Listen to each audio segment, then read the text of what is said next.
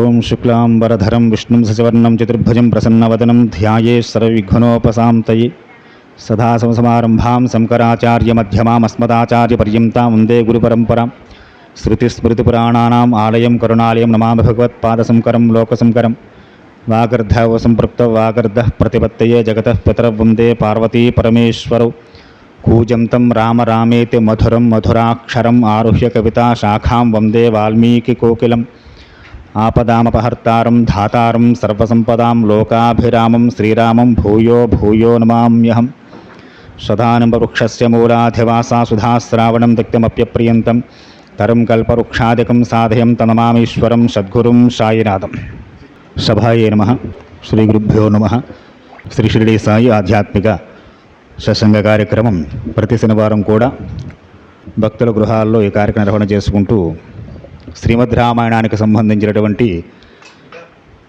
విశేషాలను వాల్మీకి విరచితమైనటువంటి మహాకావ్యం శ్రీమద్ రామాయణంలోని అద్భుతమైనటువంటి ఘట్టాలు చక్కగా ఈరోజు కార్తీక మాసం ఏకాదశి శనివారం స్వామి యొక్క కళ్యాణ మహోత్సవానికి సంబంధించిన ఘట్టాలని వీరి గృహంలో తెలియజేసిన ప్రయత్నం చేస్తూ చక్కనైనటువంటి తిథి, విశేషమైనటువంటి మాసము, అద్భుతమైనటువంటి వారము ఇవన్నీ కలిసి వచ్చి స్వామి యొక్క అనుగ్రహం, పాల్గొనేవారి యొక్క అదృష్టం. స్వామివారికి ఏకాదశి తిథి చాలా విశేషం శ్రీ మహావిష్ణువుకి. అటువంటి ఏకాదశి తిథిలో ప్రదోష వేళలో స్వామి యొక్క కళ్యాణ ఘట్టాలు వాల్మీకి ఏ విధంగా వివరణ చేశారో చక్కగా అవన్నీ మనం ఈరోజు మననం చేసుకునే ప్రయత్నం చేద్దాం.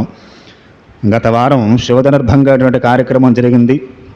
శ్రీరామచంద్రమూర్తి వారు జనక మహారాజు గారు చెప్పినటువంటి ఆ వీర్య శుల్కము, అయోనిజగా వచ్చినటువంటి తన పుత్రికకి తను పెంచాడు గనక తన పుత్రికగా భావన చేస్తున్నటువంటి ఆ సీతాదేవికి వరుణ్ణి వెతకాలంటే ఎలాంటి వరుడు కావాలి? ఆమె అయోనిజ, ఒక తల్లి గర్భంలోంచి వచ్చినటువంటి స్త్రీమూర్తి కాదు ఆవిడ. విశేషమైనటువంటి లక్ష్మీ సంబంధమైనటువంటి చిహ్నముల చేత ఆ పుత్రిక జన్మించింది. ఆమె దొరికింది ఆయనకి. ఆమె సామాన్యురాలని చెప్పి జనక మహారాజు భావన చేయలేదు కనుక అటువంటి కన్యకి వరుడు కావాలంటే అతను కూడా గొప్ప పరాక్రమవంతుడే ఉండాలి, గొప్ప దైవ అంశై ఉండాలి. అటువంటి వాడు ఎక్కడ దొరుకుతాడా అని చెప్పి వెతకడం కోసం పెట్టినటువంటి పందెమే శివధనుర్భంగం. మామూలు మానవుడైతే దాన్ని ఎత్తలేడు, ఏమీ చేయలేడు. దేవతలకే ఎత్తడానికి వీలుకైనటువంటి శోధన వస్తుంది. అటువంటి దాన్ని కనుక ఎవరైతే సంధిస్తారో, ఎక్కువ పెడతారో వారికి మా అమ్మాయిని వివాహం చేస్తని చెప్పి పందెం పెట్టడం. చక్కగా విశ్వామిత్రుల వారితో కలిసి రామలక్ష్మణుడు మిథిలా నగరానికి రావడం గత వారం శివధనుర్భంగా సంబంధించిన విశేషాలను తెలియజేసుకున్నాం. అటు తర్వాత చక్కగా జనక మహారాజు యొక్క ఆనందం, ఆయన అసలు ఈ ఘట్టాన్ని శివధనుర్భంగ ఘట్టాన్ని చూస్తాను అనుకోలేదు జనక మహారాజు. ఎందుకంటే అప్పటికి ఎంతోమంది వచ్చారు, ఎన్నో సంవత్సరాల నుంచి వస్తున్నారు రాకుమారులు, ధనస్సు చూస్తున్నారు, వెళుతున్నారు తప్ప దాన్ని ఎక్కుపెట్టిన వాళ్ళు లేదు, కడిపిన వాళ్ళు లేడు, ఎవరూ లేరు. కనుక ఈ శివధనుర్భంగం జరుగుతుందా, ఈ ధనుస్సును ఎక్కపట్టగల సమర్థుడు వస్తాడా అని చెప్పి ఎన్నాళ్ళ నుంచో చూస్తున్నాడు ఆయన. తను చూస్తాననుకోలేదు. ఇక ఎన్నాళ్ళు చూస్తాడు అలాగా? 1 సంవత్సరం, 2 సంవత్సరాలు, 1 మాసం, 2 మాసం అలా వచ్చిన వారందరూ చూసి వెళ్ళిపోయేవారు తప్ప వెళ్ళిపోయిన వారు ఊరుకోకుండా మళ్ళీ జనక మహారాజు మిథిలానగరం యుద్ధాన్ని ప్రకటిస్తున్నారు. ఎట్లాంటి పందెం పెడతాడా జనక మహారాజు గారు? పిల్లనివ్వాలంటే ఆస్తిపాస్తులు చూడాలి, చదువు సంస్కారాలు చూడాలి, గుణవంతులేదా కాదా చూడాలి, ఎన్ని రాజ్యాలు గెలిచాడో చూడాలి. ఇది మానేసి మా ఇంటి బండ ఉంది, ఆ బండ ఎత్తండ్రా అప్పుడు మా పిల్లనిస్తానంటాడా? వీటి సంగతి చూద్దాం కాక అనుకుని జనక మహారాజు దండయాత్రలు, మిథిలానగరం దండయాత్రలు చేస్తున్నారు. కనుక అలాగా ఎన్నో వ్యయప్రయాసలు కూర్చి చిట్ట చివరికి విశ్వామిత్రుల వారు ఆయన పూనుకుని ఎక్కడో అయోధ్య నగరంలో ఉన్నటువంటి రామలక్ష్మణుని యజ్ఞ సంరక్షణ అనేటువంటి ఒక వంక చేత ఇక్కడ ఒక అద్భుతమైన ధనస్సు ఉంది, మీరు రాకుమారులు చూద్దురిగా రెండని చెప్పి ఆ వంకతో మిథిలానగరం దాకా తీసుకువచ్చి ఆయన వచ్చిందే కళ్యాణం చేయించడం కోసం మహానుభావుడు. అంతకుమించి పని లేదు. తర్వాత వెళ్ళిపోతారు, మళ్ళీ హిమవత్పర్వత ప్రాంతాలు వెళ్ళిపోతారు విశ్వామిత్రుల వారి తర్వాత ఘట్టాల్లో. ఆయన కళ్యాణం అయిపోగానే నా పని పూర్తయిందయ్యా, మళ్ళీ మనకి విశ్వామిత్రుడు కనపడను కూడా కనపడ్డు, ఆయన మాట కూడా రాధిక రామాయణంలో మీరు ఎక్కడ చూసినా రాధిక. కనుక ఆ పని నిమిత్తం వచ్చాడు మహానుభావుడు. ఆయన వచ్చి దాన్ని జరిపించడం కోసం వీరిని తీసుకురావడం, ఈ అద్భుతమైన ఘట్టాన్ని చూసి జనక మహారాజు పరమానందభృతుడయ్యేట. జనకేన సమాధిష్ట దూతాస్తే క్లాంతవాహనా త్రిరాత్రం ముషితా మార్గేతు అయోధ్యాం ప్రావిశత్పురీం. జనక మహారాజు గారు ఆదేశాలు వేశారు పరివారానికి, అయ్యా తక్షణం బయలుదేరి అయోధ్యకు వెళ్ళండి, దశరథ మహారాజు గారికి వృత్తాంతం తెలియజేయండి. జనక మహారాజు గారు వినయపూర్వకంగా, ఎంత వినయ సంపన్నుడు మహానుభావుడు, రాజ్ఞో భవనమాసాధ్య ద్వారాస్తాన్ ఇమదబ్రువాన్ శీఘ్రం నివేదిత్యాం రాజ్ఞే దూతానో జనకస్య చ ఇత్యుక్తా ద్వారపాలకస్య రఘునాయ వ్యవేదియాన్. సవినయంగా చెప్పండి, గౌరవంగా చెప్పండి. జనక మహారాజు ప్రాంజలి ఘటించి నమస్కరించి, మీకు ఈ విన్నపం చేయమన్నారయ్యా అని చెప్పి, వయస్సులో చాలా పెద్దవాడండి, మనం ప్రారంభంలో చెప్పుకున్నాం 60,000 సంవత్సరాలు. దశరథ మహారాజు గారికి ఎంత వృద్ధులు చూడండి. ఆయన 60,000 సంవత్సరాల వయసు ఉన్నటువంటి దశరథుడిని గౌరవించాలంటే అంతలా గౌరవించాలి. జనకుడికి బాగా తెలుసు ఆ విషయం. తాను వెళ్ళి నమస్కారం చేయడం, ఆయన ప్రాధేయపడ్డం కాదు, తన దూతలు వెళ్ళిన అంత వినయపూర్వకంగా, అంత తగ్గి ఆయనతో మాట్లాడాలి. కనుక దూతలకు చెప్పి పంపించాడు, ప్రాంజలి పూర్వకంగా అంజలి ఘటించండి, ఆయన శరణి వేడండి, ఆయనకి వృత్తాంతం చెప్పండి అనగానే జనక మహారాజు గారు ఏ విషయాలైతే చెప్పారో అవన్నీ చెప్పడం కోసం సుమారు 3 రోజులు ప్రయాణం చేసి ఈ పంపిన దూతలు అయోధ్యకు చేరుకున్నారట. ద్వారం ముందు నుంచున్నారు. ద్వారపాలకులు చెప్పారు, శీఘ్రం నివేదిత్యాం రాజ్ఞే దూతానో జనకస్య చ. ఓ దూతలారా, శీఘ్రంగా తక్షణం వెంటనే వెళ్ళండి, మిథిలానగర్ నుంచి జనకుడు పంపిన దూతలు వచ్చారని చెప్పి మీ రాజుగారికి తెలియజేయండి అయ్యా అనగానే, తే రాజవచనం ధూత రాజేస్మిన్ ప్రవేశితా దిదృశేత సంకాసం వృద్ధం దశరథం నృపం బుద్ధాంజలిపుటే సర్వే దూత విగతసాత్వా రాజానాం ప్రయితావాక్యం అబ్రువాన్ మధురాక్షరం. దూతలు వెళ్ళి చెప్పారు దశరథ మహారాజు గారికి, అయ్యా మీ గురించి మిథిలానగర్ నుంచి ఎవరో దూతలు వచ్చారు, మీకు ఏదో విషయం చెప్పాలట, ద్వారం దగ్గర నుంచున్నారు అని వారు కూడా చాలా వినయంగా చెప్పారు. దశరథ మహారాజు వెంటనే ప్రవేశపెట్టమన్నారట. అంత దూరం నుంచి 3 రోజులు ప్రయాణం చేసి నా కోసం వచ్చిన వారిని వేచి ఉంచడమా? మనలో నాలాంటి వాడికి ఒక అహంకారం ఉంటుంది, వచ్చినాడు కూర్చోమన్నాడు కాసేపు, కంగారే ఉంది, వస్తా. దశరథుడు లాంటి వాడు కాదు. ఎవరు ఎప్పుడు ఆయన నిమిత్తం వస్తే వారందరికీ తక్షణం తనకు ఎంత వీలైతే అంత తొందరగా వారు ఎందుకు వచ్చారో, ఏ పని మీద వచ్చారో తెలుసుకోవాలి. సాక్షాత్తు మహారాజే తెలుసుకోవాలి, మళ్ళీ మంత్రి గారిని పంపడం కాదు. కనుక అంత దూరం నుంచి దూతలు వస్తే వారిని అంతసేపు వేచి ఉంచడమా, తక్షణం ప్రవేశపెట్టండి అనగానే వెళ్ళి చెప్పారు దూతలు. వీరు వెళ్ళి నుంచున్నారట. మైథిలో జనకో రాజా సాగ్నిహోత్ర పురస్కృతం కుశలం చావయం చేయవ సోపాధ్యాయ పురోహితం. దూతలు కూడా చూడండి ఎంత చక్కగా జనక మహారాజు గారు ఏవైతే మాటలు దూతలకి చెప్పారో అవి ఆ విధంగా అడుగుతున్నారు. మహారాజా మీకు నమస్కారం. మిథిలా ప్రభువు జనక మహారాజు వారు అగ్నిహోత్ర నిరతుడై చక్కగా గొప్ప యజ్ఞాన్ని తలపెట్టారు.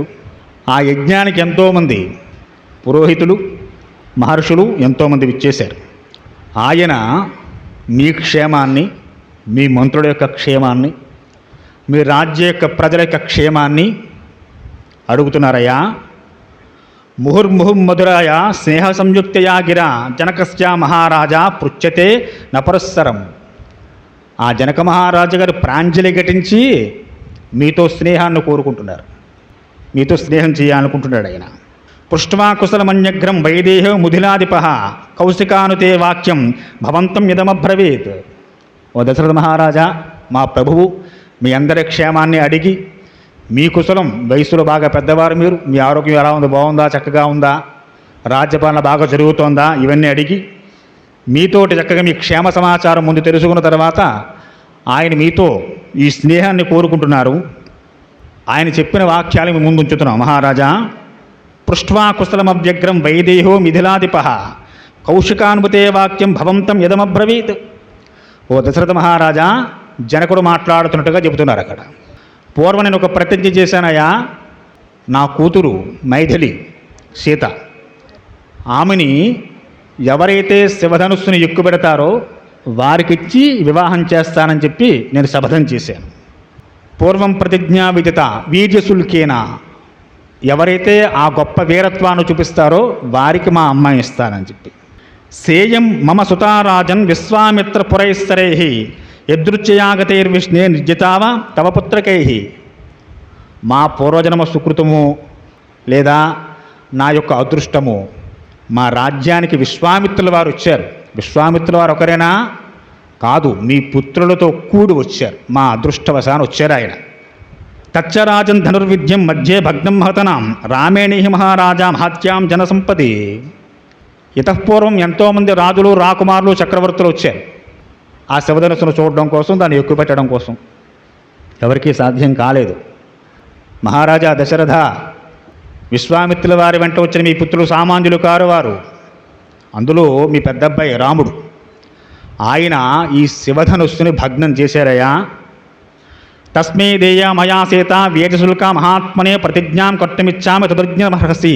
నేను ముందు చేసిన ప్రతిజ్ఞను అనుసరించి మీ పెద్దబ్బాయి రామచంద్రమూర్తికి మా అమ్మాయి జానకినిచ్చి వివాహం చేద్దామని నేను అనుకుని నా ప్రార్థనగా ఈ విషయాన్ని మీ ముందు ఉంచుతున్నానయా అన్నారు. చేసేస్తాను, మీరు రెండు వెంటనే రథం కట్టుకు చెప్పలేదు ఆయన. ప్రార్థిస్తున్నాను, మీ అబ్బాయిని మా అమ్మాయికి ఇమ్మని చెప్పి అర్థిస్తున్నాయా. సోపాధ్యాయో మహారాజ పురోహిత పురస్సర శీఘ్రమాగత్య భద్రం తే ద్రష్టుమర్హసి రాఘవౌ. ఓ మహారాజా, నా ప్రార్థన మీరు మన్నించినట్లయితే మీ మంత్రి పురోహితులతో కలిసి చక్కగా మీరు ఈ వర్తమానం అందిన వెంటనే బయలుదేరి మిథిలా నగరానికి రాగలదురుగాక అని చాలా వినయపూర్వకంగా జనక మహారాజు ఏ విషయాలైతే దూతలకు చెప్పారో ఆ విషయాలన్నీ సాక్షాత్తు జనకుడే మాట్లాడుతున్నట్లుగా దశరథుడితోటి ఉన్నది ఉన్నట్లుగా చక్కగా విన్నవించారు. దూతలు విన్నారు. ప్రీతంచ మమ రాజేంద్ర నిర్వర్తతుమర్హసి పుత్రయోర్భయోరేవ ప్రీతం త్వంస లప్సవే. దశరథుడి హృదయం ఆనందంతో ఉప్పొంగిపోయింది. 4 నెలలు వెనక్కి వెళ్ళాలి మనం. ఎందుకయ్యా అంటే దశరథ మహారాజు సభలో కూర్చుని ఈ పిల్లలకి పెళ్ళిళ్ళు చేద్దామని చెప్పి ఆలోచన చేస్తున్నప్పుడే వచ్చారు విశ్వామిత్రుల వారు. వీళ్ళని తీసుకుపోయాడు పాప అక్కడి నుంచి. ఆయనకున్న కోరిక ఏమిటయ్యా అంటే మా అబ్బాయికి 16 ఏళ్ళు నిండుతున్నాయి, చక్కటి కన్యలనిచ్చి వివాహం చేయాలని చెప్పి ఆ మంత్రులను కూర్చోబెట్టుకుని, వశిష్ఠుల వారిని, గురువుగారిని కూర్చోబెట్టుకుని వారితో చర్చ చేస్తున్నాడు ఆయన పాపం. ఆ చేస్తున్న సందర్భంలోనే వచ్చారండి పిడుగులాగా విశ్వామిత్రుల వారు.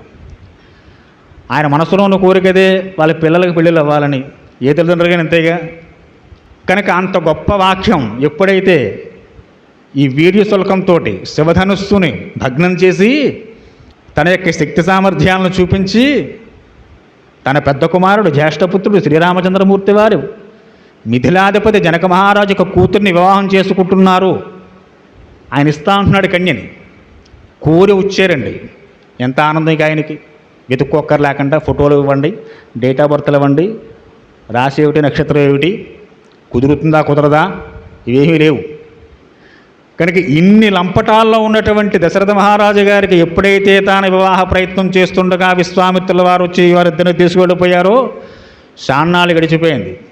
ఓ పక్షం పైన గడిచింది. 15 రోజులు 20 రోజులు అయిపోతుంది. తిరుగుటపాలో వీరి వివాహ వార్త వచ్చింది. చాలా సంతోషించాడు ఆయన. దూతవాక్యంతో తరుచుత్వ రాజా పరమహర్షిత, మహానందభరితుడైపోయాట. వశిష్ఠం వామదేవంచ మంత్రోన్యాంచ శుభోభ్రవేత్. వెంటనే వశిష్ఠుని, వామదేవుని, జాబాల్ని, కశ్యపుడిని, గౌతముడిని, ఆ గురువులందరినీ పిలిచేశాడు. పరమానందభరితుడైపోయి సభలో దూతలు చెప్పిన విషయాన్ని విన్నారా గురువుగారు? నాకు చాలా ఆనందంగా ఉంది. మా రాముడికి వివాహం అంట. మనం ఆ రోజు ఎప్పుడో అనుకున్నాం చేద్దామని చెప్పని వర్తమానం మన వెతుక్కుంటూ వచ్చింది. కాబట్టి తక్షణం గుప్తకుశపుత్రేణ కౌసల్యానందవర్ధన లక్ష్మణేన సహభ్రాత విదేశు వసవత్యసౌ. విశ్వామిత్రుల సహితై నా జ్యేష్ఠపుత్రుడు రామచంద్రమూర్తి వారు లక్ష్మణుడితో కలిసి మిథిలానగరంలో ఉన్నారట. వారి కన్యనిచ్చి వివాహం చేస్తారు రామచంద్రమూర్తి వారికి. గురువుగారు దుష్టవీర్యస్తు కాకుస్తూ జనకేన మహాత్మన సంప్రదానం సుతాయాస్తు రాఘవే కర్తుమిచ్చతి. త్వరగా మనందరం బయలుదేరి మిథిలాధిపతి జనక మహారాజు గారు చెప్పిన విధంగా, వారిని కోరిన విధంగా మన రమ్మనిగా పిలిచారు. ఆయన రావద్దంటే మానేద్దాం. అలాగా ప్రాంజలిపూర్వకంగా విధేయతతో వినయంతో అర్థించాడు ఆయన. అంత అర్థించినప్పుడు మనం కాదంటే బాగోదుగా. కాబట్టి ఓ వశిష్ఠ, వామదేవ, జాబాలి, కశ్యప, గురువురారా పదండి మనం బయలుదేరదాం. ఇదివో రోచతే వృత్తం జనకస్య మహాత్మనః పురీం గచ్చాంతే శీఘ్రం మభూత్ కౌసల్యపర్యః. కౌసల్యాదేవి దగ్గరికి వెళ్ళి చెప్పేటండి రామచంద్రమూర్తి వారి యొక్క తల్లి, కౌశల్య విన్నావా, ఎంత అద్భుతమైనటువంటి చల్లటి తీపి కబురు వచ్చిందో మిథిలానగరం నుంచి మన అబ్బాయికి పెళ్ళిట, బీజశుల్కంతో గెలుచుకున్నట్టు అమ్మాయిని. కాబట్టి కౌశల్య శీఘ్రం తొందరగా బయలుదేరి వెళ్ళాలి అని చెప్పి భార్యలు కౌశల్య, సుమిత్ర, కైకేయి వారందరికీ చెప్పుకున్నాడు. మంత్రినో భాండమిత్యాహో సహసర్వేర్హర్షిభి సుప్రీతచ్చ ప్రవిద్రాజో యాతేతి సంపత్రణి. మంత్రులు పిలిచాడు. దృష్టి, విజయంత, జయ, సుమంతు ఇటువంటి మంత్రులు 8 మంది మంత్రులు ప్రధాన గణం ఆయనకి. వారందరినీ పిలిచారు. మంత్రులారా, మనం రేపే బయలుదేరాలి ఇక్కడి నుంచి. ఆయన కంగారు ఆగడం లేదండి. ఆయన మనస్సులో ఉన్నటువంటి కోరిక వారి వివాహం చేద్దామని. మిథిలానగరంలో రామలక్ష్మణులు ఉన్నారు. రామచంద్రమూర్తి వివాహం జరుగుతోందిట. మిథిలానగరం నుంచి కబురు వచ్చింది. కాబట్టి మనందరం రేపు తెల్లవారగానే బయలుదేరి చక్కగా మిథిలానగరం ప్రయాణం చేయాలని చెప్పి వారందరికీ, మంత్రులకి, పురోహితులకి ఆజ్ఞలు వేసేశారు. తతో రాత్రం వ్యతేయాతం సోపాధ్యాయ సంబంధ బాంధవ రాధా జతతురో హృష్టం సుమంత్రం ఇదమబ్రవీత్. రాత్రి గడిచింది. ఆనందంతో నిద్ర పట్టక దశరథ మహారాజు గారికి ఆనందం ఉబ్బి తబ్బిబ్బులైపోతుంది. ఆ రాత్రిని ఎలాగో గడిపారు. మర్నాడు పొద్దున్నే లేచారు. మంత్రుడికి ఆదేశం వేశారు. అద్య సర్వే ధనాధ్యక్ష ధనామాదాయ పుష్కలం వజ్రం తగ్రే సుహిత నానారత్న సమన్వితా. ఓ సుమంత, పెద్ద పెద్ద బళ్ళు నిండా ధనం, రత్నాలు, కానుకలు అన్నీ నింపి పంపించు. నింపి రెడీ చేయి, సిద్ధం చేయి. చతురంగ బలం చాపి శీఘ్రం నిర్యాతు సర్వసహ మమ జ్ఞానాసుకాలం యాయమయం అనుత్తమం. చతురంగ బలాలతోటి బయలుదేరాలి. ఏమి ఉండాలయ్యా అంటే సమృద్ధిగా రత్నాలు ఉండాలి, బంగారు ఆభరణాలు ఉండాలి, వివాహ క్రతువుకు కావలసిన సమస్త సామాగ్రి సమృద్ధిగా ఉండాలి. అగ్గిపెట్టి తీరా అంటే ఒక పుల్లని అగ్గిపెట్టి పట్టరావడం కాదు, అగ్గిపెట్లు కట్టట్టుకెళ్ళాలి. ఏముంది, ఏదో పిసినారతను, ఎందుకండి అంతా అలా చెప్పలేదు దశరథుడు. రథాల నిండా పంపించండి రా అబ్బాయి. ఏవి సామాగ్రి కావాలో, పెళ్ళికి ఏమేమి ఉండాలో అవన్నీ బళ్ళ నిండా నింపండి. చతురంగ బలాలు వేగంగా ముందుకు కదలాలి. వశిష్ఠ, వామదేవ, జాబాలి, కశ్యప, మార్కండేయాది గురువులు, ఋషులు వీరందరూ కొన్ని రథాల్లో వెళ్ళాలి. అటు తర్వాత ఏతద్విజా ప్రయాత్వగ్రే స్కందనం యోజమస్యచే యదా కాలత్యయో నాశ్చ దోతాహి త్వరైతంతమమ. గురువుల యొక్క రథాలు, ఈ సామాగ్రి ఏవైతే రత్నరాసులు ఎవరినో ఈ రథాలకు ముందుగా దూతలు వెళ్ళాలి. ముందు ప్రయాణం సాగిన దారి చూపించడం కోసం త్వరగా దారి సిద్ధం చేసి ముందుకు రథాలు నడపడం కోసం. దాని వెనకాల ఈ బళ్ళు, వారి వెనకాల గురువులు, అటు తర్వాత వేదవిధులైన బ్రాహ్మణులు, ద్విజులు వీరందరూ కూడా ఉండాలి. అటు తర్వాత దశరథ మహారాజు గారు, ఆయన ఒక రథం. వచనాతస్తు నరేంద్ర సాసేన చతురంగిణి రాజానాం ఋషిశార్థం వజ్రంతం పృష్ఠితోత్మగాత్. ఎప్పుడైతే దశరథ మహారాజు ఆజ్ఞలు వేసేసారో ఆ ఉన్న 8 మంది మంత్రులు చాలా అప్రమత్తంగా ఉంటారు. రాజుగారు నోట వెంట మాట రావడం తడు. టక టక టక వెంటనే రాజుగారు చెప్పిన విధంగా అన్నీ సిద్ధం చేసేస్తట. సుమంతుడు ఇంకా ముందుంటాడు. ఆయన ఎప్పుడైతే ఆజ్ఞలు వేశారో సుమంత్రుడు వెంటనే రాజుగారి ఆజ్ఞ ప్రకారం, రాజుగారు ఏ విధంగా అయితే బళ్ళు, రథాలు నడవాలని చెప్పారో, ఏ రథాల్లో ఎవరెవరు ఉండాలని చెప్పారో, ఎవరు ముందు ఉండాలో, ఎవరు వెనకాల ఉండాలో ఇవన్నీ రాజుగారు చెప్పిన విధంగా సిద్ధం చేసేసరటండి. గత్వా చతుర్హం మార్గం విదేహానభ్యుపైనాన్ రాజాతు జనకశ్రీమాన్ శృత్వా పూజమకల్పయాత్. 4 రోజుల ప్రయాణం అంటండి. ఈ ప్రయాణం అంతా విశ్వామిత్రులతో కలిసి రామలక్ష్మణులు నడిచి వెళ్ళిపోయారండి. వీళ్ళు రథాలు ఎక్కెళ్తుంటే మిథిలానగరం నుంచి దూతలు రావడానికి 3 రోజులు, అయోధ్య నుంచి మిథిలకి వీళ్ళంతా ఇన్ని బళ్ళు కొట్టుకెళ్ళడానికి 4 రోజులు. ఎలా నడిచారంటారు రామలక్ష్మణులు? గురువుగారు వెంట వెళుతూ ఉంటే ఇంకా మార్గా ఎలా ఉండదు. ఎన్ని చెప్పాడు మహానుభావుడు. వెనక్కి వెళ్ళి తలుచుకుంటే ఒళ్ళు పులకరిస్తుంది. గంగావతరణం, కుమార సంభవం, 1, 2 ఎన్నో విషయాలు గురుగారు చెబుతూ ఉంటే అలా మార్గాయాపం తెలియకుండా ఇన్నేసు రోజులు చతురంగ బలాలు రథాలు కట్టుకుని ఇన్నేసు రోజుల రథాల్లో ప్రయాణం చేసిన మార్గం అంతా కాలినడకన వెళ్ళారట. చూడండి, ఇందులో ఎక్కడ ముత్తైదువులు లేరు. కౌసల్యాదేవి లేదు, సుమిత్ర లేదు, కైకి లేదు. ఇంటి ఎదురుకుండా ఉన్న వాళ్ళకి, పక్క వాళ్ళకి, పైన ఉన్న వాళ్ళకి, కింద ఉన్న వాళ్ళకి, ఏ ఆడవాళ్ళకి ఆహ్వానాలు లేవండి. ఆడ పురుగు కూడా వెళ్ళలేదట కూడా. ఏమిటో మరి విచిత్రమైన వివాహం. కంగారు. ఆ మధ్య ఎవరో వాట్సాప్ గ్రూపులో పంపించారు, ఏమన్నా గురువు గారు, కొడుకు పెళ్ళి అయితే తల్లి వెళ్ళకూడదు కదండి. చాలా సంతోషం తల్లి, వారిది సూర్యవంశమేమో మరి మాకు తెలియదు, మరి మాది ఆ వంశం కాదు. సూర్యవంశస్థుల నియమంటండి, ఇంటికొచ్చిన కోడలికి హారతి పలికి లోపల తీసుకురావాలి తప్ప అత్తగారు పెళ్ళికి వెళ్ళదట. ఇక్ష్వాకు వంశస్థులకు మాత్రమే, సూర్యవంశస్థులకు మాత్రమే ఉన్న ఏకైక నియమం అది. మనెవరికీ లేదు. కంగారు పడకండి. రేపు పొద్దున మా పెళ్ళికి మా అబ్బాయి పెళ్ళికి వెళ్ళినప్పుడేమో గురువుగారు మళ్ళీ కథలు చెప్పి మాకు మాయదార్స్ అంతా ఎన్నో ప్లాన్లు, రిసెప్షన్లు, ఫోటోలు, వీడియోలు, అబ్బో మెహందీలు, కొత్త కొత్త పిచ్చి ఎన్నో ఉన్నాయి. అక్కర్లేని పురాణాలు చెప్పి మా ఉన్న సరదాలని పాడు చేస్తున్నాడు అని అనుకోకుండా బాబు మీరు శుభ్రంగా వెళ్ళండి. కాబట్టి ఒక్క ముత్తైదువు కూడా లేదేటండి. మాసిపోయిన గడ్డాలు మీసాలు వేసిన గురువుగారు, రాజులు, మంత్రులు, ఎందుకు వీళ్ళంతాను? అందరూ పోతుపేరంటాళ్లే. వీళ్ళంతా బయలుదేరి వెళ్ళారట. ఇంతమంది ప్రయాణం సాగిస్తున్నారు చక్కగా.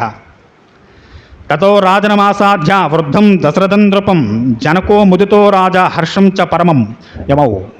దశరథ మహారాజు గారు బయలుదేరారు ఇక్కడి నుంచి. కొంతమంది గూఢచారులు ఉంటారు చాలా వేగంగా. అంటే ఈరోజు మన ఫోన్లు అలాగో ఇక్కడ స్విచ్ నొక్కగానే అక్కడ వాడికి వెళ్ళిపోతుంది వెంటనే. అటువంటి గూఢచారుల ద్వారా జనక మహారాజు వర్తమానం వెళ్ళిపోయిందిట. అయ్యా బయలుదేరారు దశరథ మహారాజు గారు చతురంగ బలాలతో రథాలు కట్టుకుని ధనధాన్యాలు రత్నారాసులతోటి గురువులతోటి మంత్రులతోటి బయలుదేరిపోయారండి ఆయన అని జనకుడు పరమానందభరితుడయ్యాడు. ఓహో, మన ప్రార్థన మన్నించే దశరథ మహారాజు గారు అక్కడ కూర్చుని ఆయన ఏమి ఏమన్నా మీరు పిలిస్తే మనం రావాలా, ఇంటికి వచ్చి చెప్పొద్దా మీరు బొట్టెట్టు మాకు అని అనకుండా దూతలను పంపగానే ఆయన బయలుదేరాడంటే ఈ పెళ్లి ఒప్పుకున్నట్టే. అమ్మయ్య. దృష్ట్వా ప్రాప్తో మహాతేజ వశిష్ఠో భగవాన్ ఋషి సహస్సర్వే ద్విజశ్రేష్ఠ దివైరీస్ శతక్రతు. చాలా విశేషంగా వేగవంతంగా గుర్రాలు, రథాలు బయలుదేరి ప్రయాణం సాగించి ఆ మిథిలా నగరం వైపు వస్తున్నాయట. ఎన్నాళ్ళ ప్రయాణం? 4 రోజులు. దిష్ట్వామే విద్యతా విఘ్న దిష్టామే పూజం కులం రాఘవై సహ సంబంధాత్ వీరే సరిష్ట మహాత్మభి. జనక మహారాజు గారు చక్కగా ఎప్పుడైతే 4 రోజులు ప్రయాణం సాగించి ఈ మిథిలా నగరంలోకి దశరథ మహారాజు గారు కులగురువుల్ని, మంత్రుల్ని తోడు తీసుకుని కానుకలు తీసుకుని వస్తున్నారని తెలిసిందో చక్కగా బయలుదేరారట. శతానందుల వారిని వెంటబెట్టుకుని స్వాగతం పలకడం కోసం ఏర్పాట్లు చేశారు. జనక మహారాజు మిథిలా నగరంలో దశరథ మహారాజు గారు అంతమంది జనంతో వస్తున్నారంటే వారు ఉండడానికి కావాల్సిన విశాలమైన భవనాలు, వారందరికీ కావాల్సినటువంటి సమస్త సౌకర్యాలు, హాట్ వాటర్ కావాలంటే హాట్ వాటర్, కూల్ వాటర్ కావాలంటే కూల్ వాటర్, కూల్ డ్రింక్స్ కావస్తాయి కూల్ డ్రింక్స్, ఎవరికి ఏది అందాలో ఏ సమయానికి ఎవరెవరికి ఏమేమి కావాలో అవన్నీ కోరిందే తడవుగా ఇచ్చేటువంటి పరిచారికలను బట్టి వారందరినీ విడిది గృహాల్లో ఉంచారట.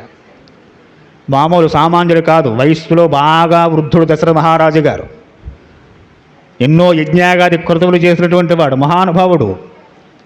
అటువంటి ఆయన వస్తున్నారంటే ఆయనకే కాదు, ఆయన కూడా వచ్చేటువంటి సేవలకు కూడా ఎలాంటి అసౌకర్యాలు కలగకుండా చూసుకోవాలి. ఆజ్ఞలు వేసేసారు అందరికీ. వారు రాగానే ఏమేమి చెయ్యాలి అని వారికి ఏర్పాటు చేసిన విడిది గృహాల్లో అవన్నీ సిద్ధం చేసి ఉంచారు. చేరుకున్నారు. మిథిలా నగరం ముఖద్వార దగ్గరికి చేరుకున్నారట. చేరుకుని వస్తున్నారు, రథాలు లోపలికి వస్తున్నాయి. ఈలోపు చక్కగా జనక మహారాజు గారు మంత్రి పురోహితులను వెంట పెట్టుకుని ఆ వస్తున్నటువంటి దశరథ మహారాజు గారిని, వారి యొక్క మంత్రుల్ని, పురోహితుల్ని ఆహ్వానం పలుకుతున్నారట. స్వప్రభాతే నరేంద్రధ్ర గత్వైత్తు సుమరహసి యజ్ఞాశాంతే నరశ్రేష్ఠ వివాహం ఋషి సమ్మతం. వచ్చిన వారందరినీ వారికి విడుదలకి తీసుకెళ్లారు. జనక మహారాజు గారు దశరథ మహారాజును పలకరించారు, కూర్చోబెట్టారు, కాస్త మంచి తీర్థం ఇచ్చారు, కుశల ప్రశ్నలు వేశారు. మహారాజా మీరు క్షేమంగా ఉన్నారా, మా వర్తమానం విన్నారా? చక్కగా వీర్యశులకంగా నేను పెట్టినట్టు పందెంలో మీ పుత్రుడు రామచంద్రమూర్తి వారు ఆ శివధనుర్భంగం చేశారయ్యా. కనుక మా అమ్మాయి సీతని మీ అబ్బాయికి ఇవ్వాలని చెప్పి నేను అనుకున్నాను. అది నా యొక్క సమ్మతం కాదు, ఋషి సమ్మతం. వీరేమి ఊరికినే రాలేదని రామలక్ష్మణులు కారు వేసుకుని చక్కగా ఒకసారి చూసొద్దామని చెప్పాను. గురువుగారు కూడా వచ్చారు. కాబట్టి స్వప్రభాతే నరేంద్రద్ర నిర్వైతుమ రహస్యే యజ్ఞాశ్చాంతే నరశ్రేష్ఠ వివాహం ఋషి సమ్మతం. ఇది నా యొక్క కోరిక కాదు, ఇది ఋషి సమ్మతమైన కోరిక. ఇది విశ్వామిత్రుల వారి కోరిక కూడా ఇదే. ఆయన కూడా వచ్చారు, మీ పుత్రుడిద్దరు. కాబట్టి ఓ దశరథ మహారాజా, ఆ ఋషుల యొక్క ఆజ్ఞ అనుసరించి వారి యొక్క కోరికను మన్నించి విశ్వామిత్రుల వారు చెప్పగా మీ అబ్బాయి రామచంద్రమూర్తి వారు చక్కగా ఈ శివధనుస్సును ఎక్కిబెట్టారు. చాలా సంతోషం మా అందరికీ. ప్రీతించ మమ రాజేంద్ర నిర్వేత్తుమర్హసి పుత్రయోరభయోరేవా ప్రీతం త్వమస్య లప్ససే. మీ అబ్బాయిలిద్దరు ఇక్కడ మా దగ్గరే ఉన్నారు. ఇంకా అబ్బాయిలను చూపించలేదని దశరథ మహారాజు గారికి. మా దగ్గరే ఉన్నారు. చక్కగా వారు క్షేమంగా ఉన్నారు. విశ్వామిత్రుల వారితో కూడి ఉన్నారు. గురువుగారి సంరక్షణలో ఉన్నారు. కనుక ఏ బెంగా పెట్టుకోక్కర్లేదు. ఏవం విదేహాధిపతి మధురం వాక్యమబ్రవీతు విశ్వామిత్రాభిజ్ఞాత సతానందేన స్థిత. వెంటనే జనక మహారాజు గారు ఎక్కడైతే ఈ విశ్వామిత్రుల వారికి రామలక్ష్మణుడికి ఆతిథ్యం ఇచ్చే వారిని ఒక గృహంలో ఉంచారో అక్కడ కబురు చేశారు. అయ్యా, మీ తండ్రి గారు వచ్చారు, మీ గురువు గారు వశిష్ఠుల వారు వచ్చారు, మీ మంత్రులందరూ వచ్చారయ్యా అని చెప్పనగానే విశ్వామిత్రుల వారితో కలిసి రామలక్ష్మణుడు బయలుదేరి తండ్రి గారి దర్శనం కోసం వచ్చేట. గుప్త కుశకపుత్రేణ కౌసల్యానందవర్ధన లక్ష్మణేన సహభ్రాత విదేహుషు వసత్సౌ తుష్టవీర్యస్సు కాకుస్తో జనకేన మహాత్మన సంప్రదానం సుతాయస్తు రాఘవే కర్తుమిచ్చతి. వస్తూ రాగానే రామలక్ష్మణుద్దరే వెళ్ళి చక్కగా తండ్రి గారు పాదాన పెట్టి నమస్కారం చేశారట. తర్వాత గురువు గారికి అక్కడ మహర్షులకి పాదాభివందనం చేశారు రామలక్ష్మణుడు కూడా. లేవదీసి చక్కగా ఒకసారి గట్టిగా ఆలింగనం చేసుకున్న రామచంద్రమూర్తి వారిని దశరథ మహారాజు గారు. వారందరినీ కూర్చోబెట్టి జనక మహారాజు గారు, అయ్యా, నేను ఒక యజ్ఞం తలపెట్టాను. ఆ యజ్ఞ నిమిత్తమే వచ్చారు ముందు విశ్వామిత్రుల వారి యజ్ఞం చూడడం కోసం. ఆ కృతు పూర్తిగా వస్తోంది. తతో రాత్రం యతేయామం సోపాద్య సమబాంధవ రాజా దశరథోహృష్టం సుమంత్రం ఇదమబ్రవీత్. కాబట్టి ప్రయాణం చేసి చాలా దూరం నుంచి 4 రోజులు ప్రయాణం చేసి అలసిపోయి ఉన్నారు. చక్కగా ఈ రాత్రి విశ్రాంతి తీసుకోండి.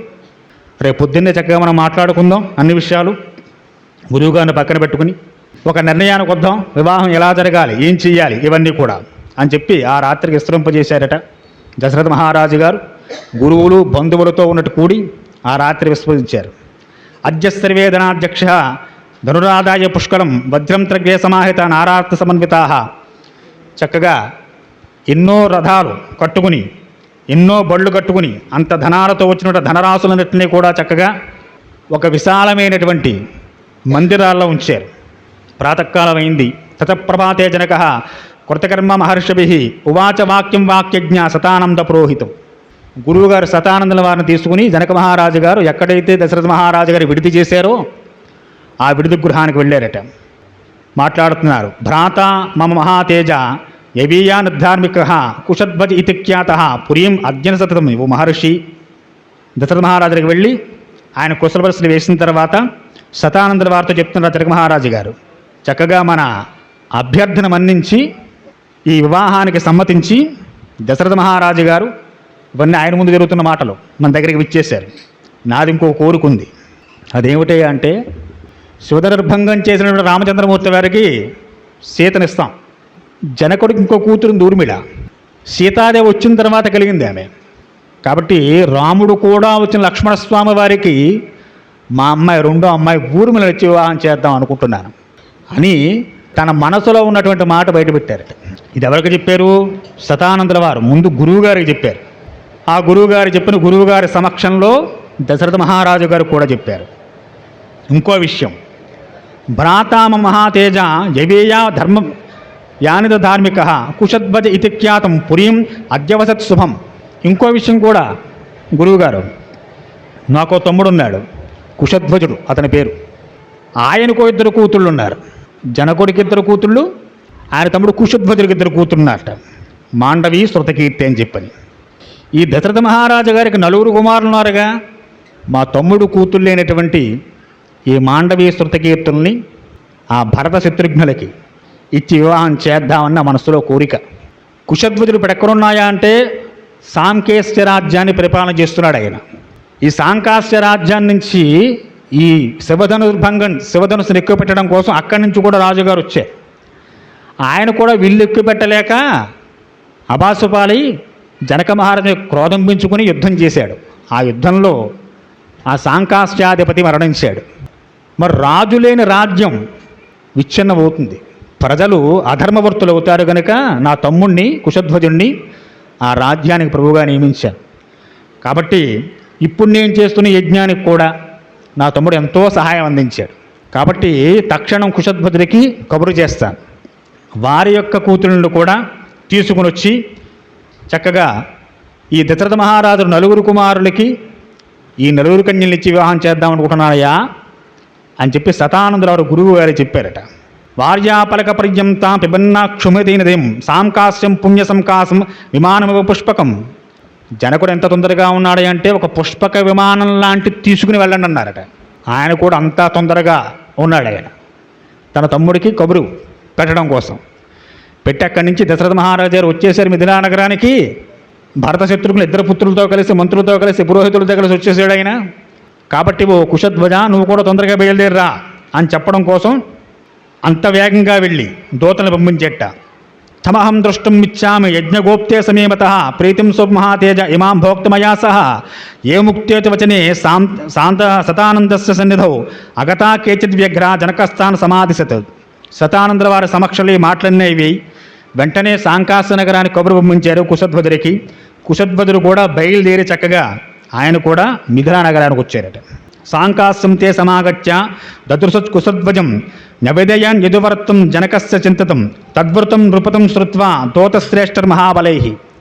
దూతలు వెళ్ళి చెప్పగానే అన్నగారు కబురు చేశారని తెలియగాని రెక్కల కట్టుకు వాళ్ళనట్టుగా చాలా వేగంగా కుశధ్వజుడు కూడా బయలుదేరి మిథిలా నగరానికి వచ్చి అన్నగారికి నమస్కారం చేసి కుశల ప్రశ్నలు వేసి జరిగిన వృత్తాంతమంతా తెలుసుకుని సావధాన చిత్రే పరమానందభరతుడి అన్నదమ్ములిద్దరూ కూడా శతానందుల గురువుగారి సమక్షంలో చర్చ చేసుకున్నారు.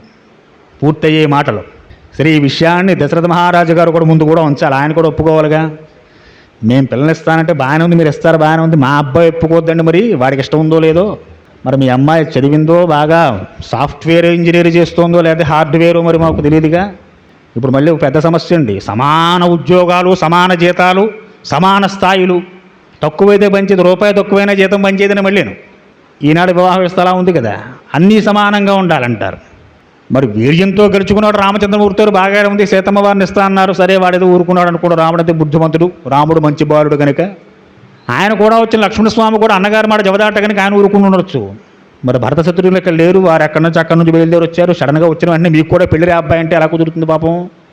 అమ్మాయిని చూడొద్దు, ఒకసారి ఫోటో అయినా పంపలేదు. ఈయన చూసుకున్న తర్వాత నచ్చిన తర్వాత కదా వారికి వివాహం చేద్దామన్నది. కాబట్టి దశరథుని ముందు ఉంచాలి ముందు ఈ విషయాన్ని. కుశధ్వజులకు ఉన్నటువంటి 2 కూతుల్ని మాండవీయ శృతకీర్తనలు కూడా చక్కగా ఇచ్చి ఆ ఇద్దరు భరత శత్రుఘ్నులకు వివాహం చేద్దాం అని చెప్పి నిర్ణయం చేసుకున్నారట. మంత్రిశ్రేష్ఠవచ శ్రుత్వా రాజా సర్షణగస్తదా సంబుధుర్గమతం తత్ర జనకో యత్ర వర్తతే సరాజా మంత్రిసహిత సోపాధ్యాయ సభాంతవ వాక్యమిదాం శ్రేష్ఠో వైదేహీం యదమబ్రవీత్. దశరథ మహారాజు గారి దగ్గరికి వెళ్ళి ఆయన దగ్గరికి వెళ్ళి శతానందుల వారిని తీసుకుని గురువులందరూ కూర్చుని ఉండగా పెద్దల సమక్షంలో ఏం జరిగినా గురువుగారి సమక్షంలోనే జరుగుతున్నాయి. చాటుమాటు వ్యవహారాలు ఏమీ లేవు. గురువుగారి సమక్షంలో గురువుగారు ముందుగానే మాటలు అవ్వాలి. వశిష్ఠుల వారు దశరథ మహారాజు గారి పక్కన ఉండాలి, శతానందుల వారు జనక మహారాజు గారి పక్కన ఉండాలి. ఆ గురువుగారు పక్కన ఉండగానే ఏదైనా మాట్లాడుకోవాలి. పక్కకి వెళ్ళి చెవులు కొరుక్కోవడం, గోళ్ళు గిల్లుకోవడం ఏం పనిచేయవిక. కాబట్టి జనకుడి వెంట ఎప్పుడూ శతానందుల వారు కులగురువు గారు ఉంటారు. దశరథుల పక్కన ఎప్పుడు వశిష్ఠుల వారు ఉంటారు. వారి ముందే ఈ మాటలన్నీ జరగాలి. వెంటనే జనక మహారాజు గారు చెబుతున్నారట, ఇక్ష్వాకు వంశ గురువైనటువంటి పూజ్యులు మహానుభావులైనటువంటి వశిష్ఠుల వారి యొక్క ఆజ్ఞతో, వారి యొక్క సలహాతో, సూచనతోటి దశరథ మహారాజు గారు మీరు కూడా ఒక నిర్ణయానికి రమ్మని చెప్పి దశరథులకు చెప్పారు. దశరథ మహారాజు గారు చక్కగా వశిష్ఠుల వారిని కనుక్కున్నారు. విశ్వామిత్రుల వారు ఆనందభరితులయ్యారు. ఆయన మనసులో కోరిక కూడా విశ్వామిత్రుల వారి మనసులో కోరిక కూడా అదే. జనకుడికి దశరథ మహారాజు రాకముందే శతానందుల వారితో చెప్పారు విశ్వామిత్రుల వారు, కుశధ్వజులకు ఇద్దరు కూతుర్ని కూడా భరతశత్రునికి వివాహం చేస్తే మంచిదని చెప్పారు. కాబట్టి ఇప్పుడు దాన్ని తీసుకుని జనక మహారాజు గారు కుశధ్వజుల వారిని కవరు చేయడం, కుశధ్వజుల వారు రావడం, వారి కన్యలను కూడా భరతశత్రునికి వివాహం చేస్తామని చెప్పడం ఇవన్నీ జరిగాయి. దశరథ మహారాజు ఊ అన్నారు, ఆయనే అడ్డు చెప్పలేదు.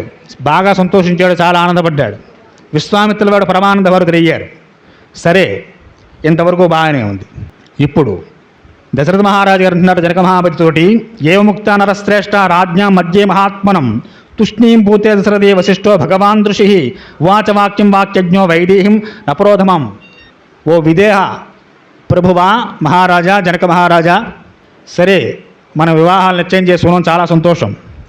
మా వంశం గురించి ఏదో నేను చెప్పుకుంటే బాగోదుగా. మా గురువుగారు వశిష్ఠుల వారు ఉన్నారు. ఆ వశిష్ఠుల వారు మా వంశం గురించి కాస్త చెబుతారు. ఈ వంశంలో ప్రభవించిన వారు ఎటువంటి వారో, వారు ఏ విధంగా ఈ అయోధ్య నగరాన్ని పరిపాలన చేశారో అవన్నీ వర్ణిస్తారు చక్కగాను. అది మీరు వినవలసింది అని చెప్పి వశిష్ఠుల వారు గురువు గారిని ముందు నుంచోపెట్టారు. దశరథ మహారాజు గారు సైలెంట్గా కూర్చున్నారు. ఆయన ఇప్పుడు వశిష్ఠుల వారు చెబుతున్నారట, అవ్యక్త ప్రభవ బ్రహ్మ శాశ్వతో నిత్యాభ్యయ. ఓ జనక మహారాజా, మీ విదేహ వంశము ఇక్ష్వాకు వంశము రెండూ చాలా ఖ్యాతి కలిగిన వంశాలయా. ఈ రెండిటి మధ్య ఈ వైవాహిక సంబంధం చాలా ఉత్తమమైనది. అవ్యక్తమైన నుంచి పరబ్రహ్మ నుంచి పుట్టినవాడు బ్రహ్మగారు. ఆ బ్రహ్మగారికి మరీచికి కశ్యపుడు, కశ్యపుడి వివస్వానుడు, వివస్వానుడికి వైవస్వతువు, వైవస్వతికి ఇక్ష్వాకుడు, ఇక్ష్వాకు కుక్షి, కుక్షికి వికుక్షి, వికుక్షి బాణుడు, బాణుడికి అనరణ్యుడు, అరణ్యుడికి త్రిశంకుడు, త్రిశంకుడికి దుందుమారుడు, దుందుమారుడికి యవనాస్తుడు, యవనాస్తుడికి మాంధాత, మాంధాతికి సుసంధి, సుసంధికి ధ్రువసంధి, ధ్రువసంధికి ప్రసేనజిత్తు, ప్రసేనజిత్తుకి భరతుడు, భరతుడికి అసితుడు. ఆ అసితుడికి ఇద్దరు భార్యలు ఉన్నారట. ఆ ఇద్దరు భార్యల్లో కాళింది అనేటువంటి చిన్న భార్యకి పెద్ద భార్య విషమిచ్చిందట. ఈ అసితుడు మరణించాడు. ఈ కాళింది ఆ విషాహారాన్ని తిని గర్భవతిగా ఉన్నప్పుడు చవన మహర్షిని ఆశ్రయం పొందిందట. నాకు విషప్రయోగం జరిగిన మహర్షి రక్షించండి అని చెప్పని ఆ చవన మహర్షి గారు కాళింది మీ అనుగ్రహం చూపించారు. ఆ కారణం చేత ఆమె గర్భం నిలిచింది. గరం అంటే విషం. ఆ గరం తిన్నప్పటికీ కూడా మంచి పుత్రుని కనింది కాబట్టి సగరుడని పేరు. అటువంటి సగరుడు అసుతుడికి. ఆ సగరుడికి అసమంజసుడు, అసమంజసుడికి అంశమంతుడు, అంశమంతుడికి దిలీపుడు, దిలీపుడికి కాకుస్తుడు, కాకుస్తుడికి రఘుమహారాజా, రఘుమహారాజుకి పృథు చక్రవర్తి, ప్రవృద్ధుడు, ప్రవృద్ధుడికి సంకనుడు, సంకనుడికి సుదర్శనుడు, సుదర్శనుడికి అగ్నివర్ణుడు, అగ్నివర్ణుడికి శీఘ్రవర్ణుడు, శీఘ్రవర్ణుడికి మరువు, మరువుకి అంబరీషుడు, అంబరీషుడికి నహుషుడు, నహుషుడికి ఇయాతి, ఇయాతికి అజుడు, అజుడికి దశరథుడు పుట్టాడు. ఈ దశరథుడికి కుమారులు నలుగురు రామ లక్ష్మణ భరత శత్రుఘ్నులు. ఇది ఇక్ష్వాకు వంశమయ్యా. ఈ వంశంలో ప్రభవించిన వారు ఇతఃపూర్వం రాజ్యపాలన చేసినటువంటి వారు ఇప్పుడు పరిపాలన దశరథ మహారాజు గారు కూడా ధర్మం తప్పకుండా ఎటువంటి లోభాలకి లోను కాకుండా వారు ఆ వంశాన్ని, ఆ రాజ్యాన్ని చక్కగా నడుపుకుంటూ వస్తున్నారు. ధర్మమే ప్రధానంగా వీరు పాలన చేస్తున్నారు.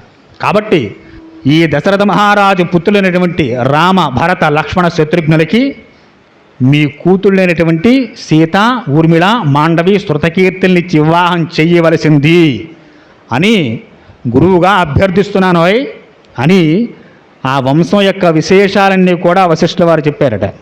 చాలా సంతోషించారు జనక మహారాజు గారు. ఆయన కూడా నమస్కారం చేసి, మహానుభావ ఏవం బ్రువాణం జనక ప్రత్యువాచ కృతాంజలి శ్రోతమరసి భద్రం తే కులం న పరికీర్తితం. చాలా సంతోషం వశిష్ఠ మహర్షి, సాక్షాత్తు బ్రహ్మ మానసపుత్రులు మీరు. అటువంటి మీ నోటి వెంట ఇక్ష్వాకు వంశం సంబంధించిన విషయాలన్నీ విన్నాం, చాలా ఆనందం కలిగింది మాకు. సరే, మా వంశం గురించి కూడా మా గురువు గారు కాస్త చెబుతారు. జనకుడు వంశం కూడా ఎలాంటిదో, అక్కడ ఎటువంటి వారు ప్రభవించారో తెలియాలిగా. కాబట్టి శతానందుల వారిని అభ్యర్థన చేశారట, మహర్షి మన గురించి కూడా కాస్త తెలియచేయండి. రాజాభూత్ త్రిశులోకేషు విస్తృత స్వేనకర్మణ నిమి పరమధర్మాత్మ సర్వతత్వం సతాంపతి. శతానందుల వారు మాట్లాడుతున్నారు, ఓ దశరథ మహారాజా, ఈ జనక వంశానికి మూల పురుషుడు నిమి, ఆయనకి మిథి, మిదికి ఉదానుడుకు నందివర్ధనుడు, నందివర్ధనుకు సుకేతుకు దేవరాతుడికి బృహద్రుడికి మహావీరుడికి సుధృతికి దృష్టకేతువుకి హర్యస్వుడికి మరువుకి ప్రతివిందుడికి కీర్తిరథుడికి దేవీవేడుమురుడు, అతనికి విభుదుడికి మహేంద్రుడికి కీర్తిరాతుడికి మహారోముడికి స్వర్ణరోముడికి హరస్వరోముడి యొక్క కుమారులు పెద్దవాడు జనకుడు, రెండోవాడు కుశధ్వజుడు. ఇది వీరి వంశం అని చెప్పి శతానందుల వారు జనక వంశంలో ప్రభవించిన వారందరి యొక్క వృత్తాంతాలన్నీ చెప్పుకొని వచ్చారట. అందరూ ఆనందపడ్డారు. సభంతా సంతోషంతో నిండిపోయింది. రెండు విశేషమైన వంశాలు, ఒకటి సూర్యవంశము, ఇంకొకటి చంద్రవంశం. సూర్యవంశ సంజాతులు రామలక్ష్మణ భరత శత్రుఘ్నులు, చంద్రవంశ సంజాతులు సీత ఊర్మిళ మాండవి శృతకీర్తులు. ఇటువంటి రెండు వంశాల కలయిక లోకక్షేమకారకం అవుతుంది. కాబట్టి తప్పకుండా ఈ రెండు వంశాల మధ్య ఈ వైవాహిక జీవితం సంబంధం చాలా ఉత్తమమైందని చెప్పి సభంతా ఒక్కసారి హర్షధ్వానాలతో హోరెత్తిందిట. కూర్చున్నారందరూ. వృద్ధే పితర సర్వాత్యే ధర్మేణ దుర్మాపం భ్రాతరం దేవసంకాసం స్నేహాత్ పశ్యన్ కుశధ్వజం. మా తండ్రి గారి వృద్ధుడవుతూ నా సోదరుడు కుశధ్వజుడు నాకు అప్పచెప్పి ఆయన స్వర్గస్థులయ్యారు. మా ఇద్దరి మధ్య ఎటువంటి భేదాభిప్రాయాలు ద్వేషాలు లేవు. ఎవరికి? జనకుడికి కుశధ్వజుడికి. నన్ను తండ్రిలా చూసుకుంటాడు మా తమ్ముడు కుశధ్వజుడు. కాబట్టి మా ఇద్దరి మధ్య ఏ భేదాభిప్రాయాలు లేవు. నా సంకల్పం ఏదో మా తమ్ముడు సంకల్పం కూడా అదే. నేనేదో ఆయన కూతురుని, నా తమ్ముడు కూతురుని మీకు ఇచ్చి వివాహం చేస్తానని నేను మాట ఇచ్చిన తర్వాత మళ్ళీ మా తమ్ముడి దగ్గరికి వెళ్ళి అడగాల్సిన పని లేదు. నేనన్న మాట కాదనేటువంటి వాడు కాదు కుశధ్వజుడు. నా యొక్క ఆత్మయే వాడుగా ఉన్నాడు. నేను వేరు, నా ఆత్మ వేరు కాదుగా. కనుక ఇక దాని యందు ఏ సంకోచమే లేదు. తప్పకుండా మాండవీ శృతకీర్తనలు కూడా భరత శత్రుఘ్నులు వచ్చి వివాహం చేస్తాము అని చెప్పి సభాముఖంగా కుశధ్వజుడి తరపున జనక మహారాజు గారే ప్రకటన చేసేసారట. తస్యా ప్రధాన మహర్షే యుద్ధమాసీన్ మయా సహతో భీముకో రాజా సుధన్వాతుమయేరణై నిహత్యంతి మునిశ్రేష్ఠ సుధన్వానం నరాధిపం సాంకశ్చే భ్రాతరం వీరం అభ్యసించు కుశధ్వజం. ఈ సాంకాశ్చ నగరం నుంచి చక్కగా విశేషంగా అక్కడి నుంచి కూడా పుర ప్రముఖులు అందరూ బయలుదేరి వచ్చేట చక్కటి వివాహాలు జరుగుతున్నాయని చెప్పని. వీజు శుల్క మమా సీతాం సుతాం సీత సురసో సుతోపమం ద్వితీయాం ఊర్మిళాం చేవ త్రివిధామిన సంశయ రామలక్ష్మణయో రాజం గోదానం కార్యస్వ. ఓ దశరథ మహారాజు గారా, ముందు చెప్పినట్లుగా చక్కగా సీతాదేవం రాముడికి ఇచ్చి ఊర్మిళని లక్ష్మణుడికి వివాహం చేస్తాం. అలాగే మీరు కూడా మీ యొక్క విడిద గృహాల్లో ఈవేళ నుంచే కొన్ని క్రతువులు చేయాల్సి ఉంది. అవి ఏమిటయ్యా అంటే వివాహానికి ముందుకు స్నాతకోత్సవం అని చెప్పి చేస్తూ ఉంటారు.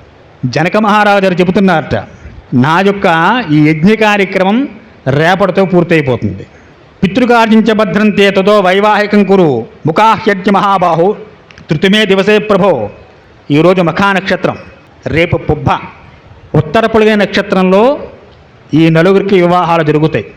ఉత్తర నక్షత్రం పలుగునా మాత్రే రాజం తస్మిన్ వైవాహికం కురు రామలక్ష్మణయో రాజం దానం కార్యం సుకోధమం. ఉత్తర పొలిగిన నక్షత్రంలో ఈ కన్యాదానం జరిగితే ఆ నక్షత్రంలో ఏకమైనటువంటి జంటలు అన్యోన్యంగా కలిసి ఉంటారు. కాబట్టి ఓ మహారాజా, ఈవేళ చక్కగా మీరు మీ విడిదికి వెళ్ళి మీరు చేయవలసిన పితృకార్యాలు, వివాహంలో కూడా పితృదేవతలను పిలవాలండి. ఈరోజు మనకు క్రతువులు లేవు. ఏమైనా చేస్తున్నారా క్రతువులు? ఎవరైనా ఎవ్వరూ చేయటం లేదు. ఎంతసేపు ఎన్ని ఫోటోలు తీసుకుందాం, ఎన్ని డెకరేషన్ చేసుకుందాం, ఎన్ని పిచ్చి గొంతులు వేద్దాం. అందుకే వివాహ వ్యవస్థ పూర్తిగా నాశనం అయిపోతుంది. వివాహంలో స్నాతకోత్సవం చేస్తాడు ఎవరు? పెళ్ళి కుమారుడు తండ్రి. పితృదేవతలను ఆహ్వానం చేస్తారు, నాందీశార్థమని పెడతారు. మన పెళ్ళికి, మన ఇంట్లో పెళ్ళికి మన చుట్టాలు పక్కింటి వాళ్ళు ఎదురింటి వాళ్ళు వచ్చినా రాకపోయినా పితృదేవతలు రావాలంటే ముందర వారు ఆశీర్వాదం చేస్తారు. ముందు ఆ నాందీశార్థ కార్యక్రమాలు చేసుకోవయా, వెళ్ళండి చక్కగా అనగానే దశరథ మహారాజు విడిదికి వెళ్ళారు. ఒక్కొక్క కుమారుడి పేరు చెప్పి 1,00,000 గోవులు దానం చేశారట మహానుభావుడు. గోదానం, భూదానం, తెలదానం, హిరణ్యదానాలు ఇవన్నీ బ్రాహ్మణులు చేశారు దశరథ మహారాజు గారు. స్నాతకోత్సవ కార్యక్రమాన్ని చేస్తున్నారు. శ్రీమద్ రామాయణం మీరు బాగా గమనిస్తే ఇంతవరకు శ్రీరామచంద్రమూర్తి వారు కానీ లక్ష్మణుడు కానీ కాకభక్షధరం అని చెప్పి అత్తమాటు విశ్వామిత్రుల వారు పిలుస్తూ ఉంటారు రామచంద్రమూర్తి వారిని. అంటే జుట్టు ఇలా మీద పడుతూ ఉంటుంది ఆయనకి. ఇక నుంచి ఆయన ఏం చేస్తే పెళ్ళి అయిన తర్వాత ముడేసుకుంటాడు రాముడు. ఈ స్నాతకోత్సవ కార్యక్రమం అయ్యేంత వరకు బ్రహ్మచారి అద్దంలో ముఖం చూసుకోకూడదు, తల దువ్వుకోకూడదు, ఎన్నో నియమాలు ఉన్నాయి.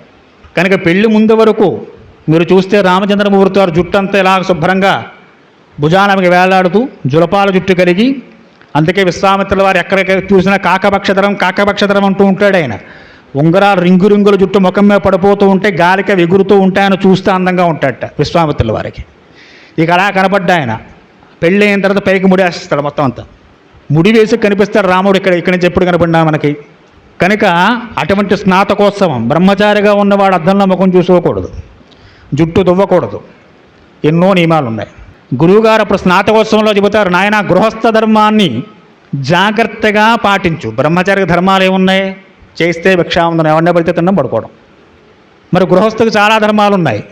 ఏమిటవి? దేవతా రుణం తీర్చుకోవాలి, పితృరుణం తీర్చుకోవాలి, ఋషి రుణం తీర్చుకోవాలి, అతిథభ్యాగతులను ఆదరణ చేయాలి, యజ్ఞాగాది కృతువులు చేయాలి, వ్రతాలు చేయాలి, నోములు చేయాలి, పూజలు చేయాలి. ఇవన్నీ చేయాలంటే బ్రహ్మచారికి ఇవేమీ లేవు. పక్కన భార్య ఉంటే కానీ పూజ చేయడానికి పనికిరాడు, భార్య లేకపోతే దానం చేయడానికి పనికిరాడు, భార్య లేకుండా యజ్ఞాగాది కృతువులు చేయడానికి పనికిరాడు.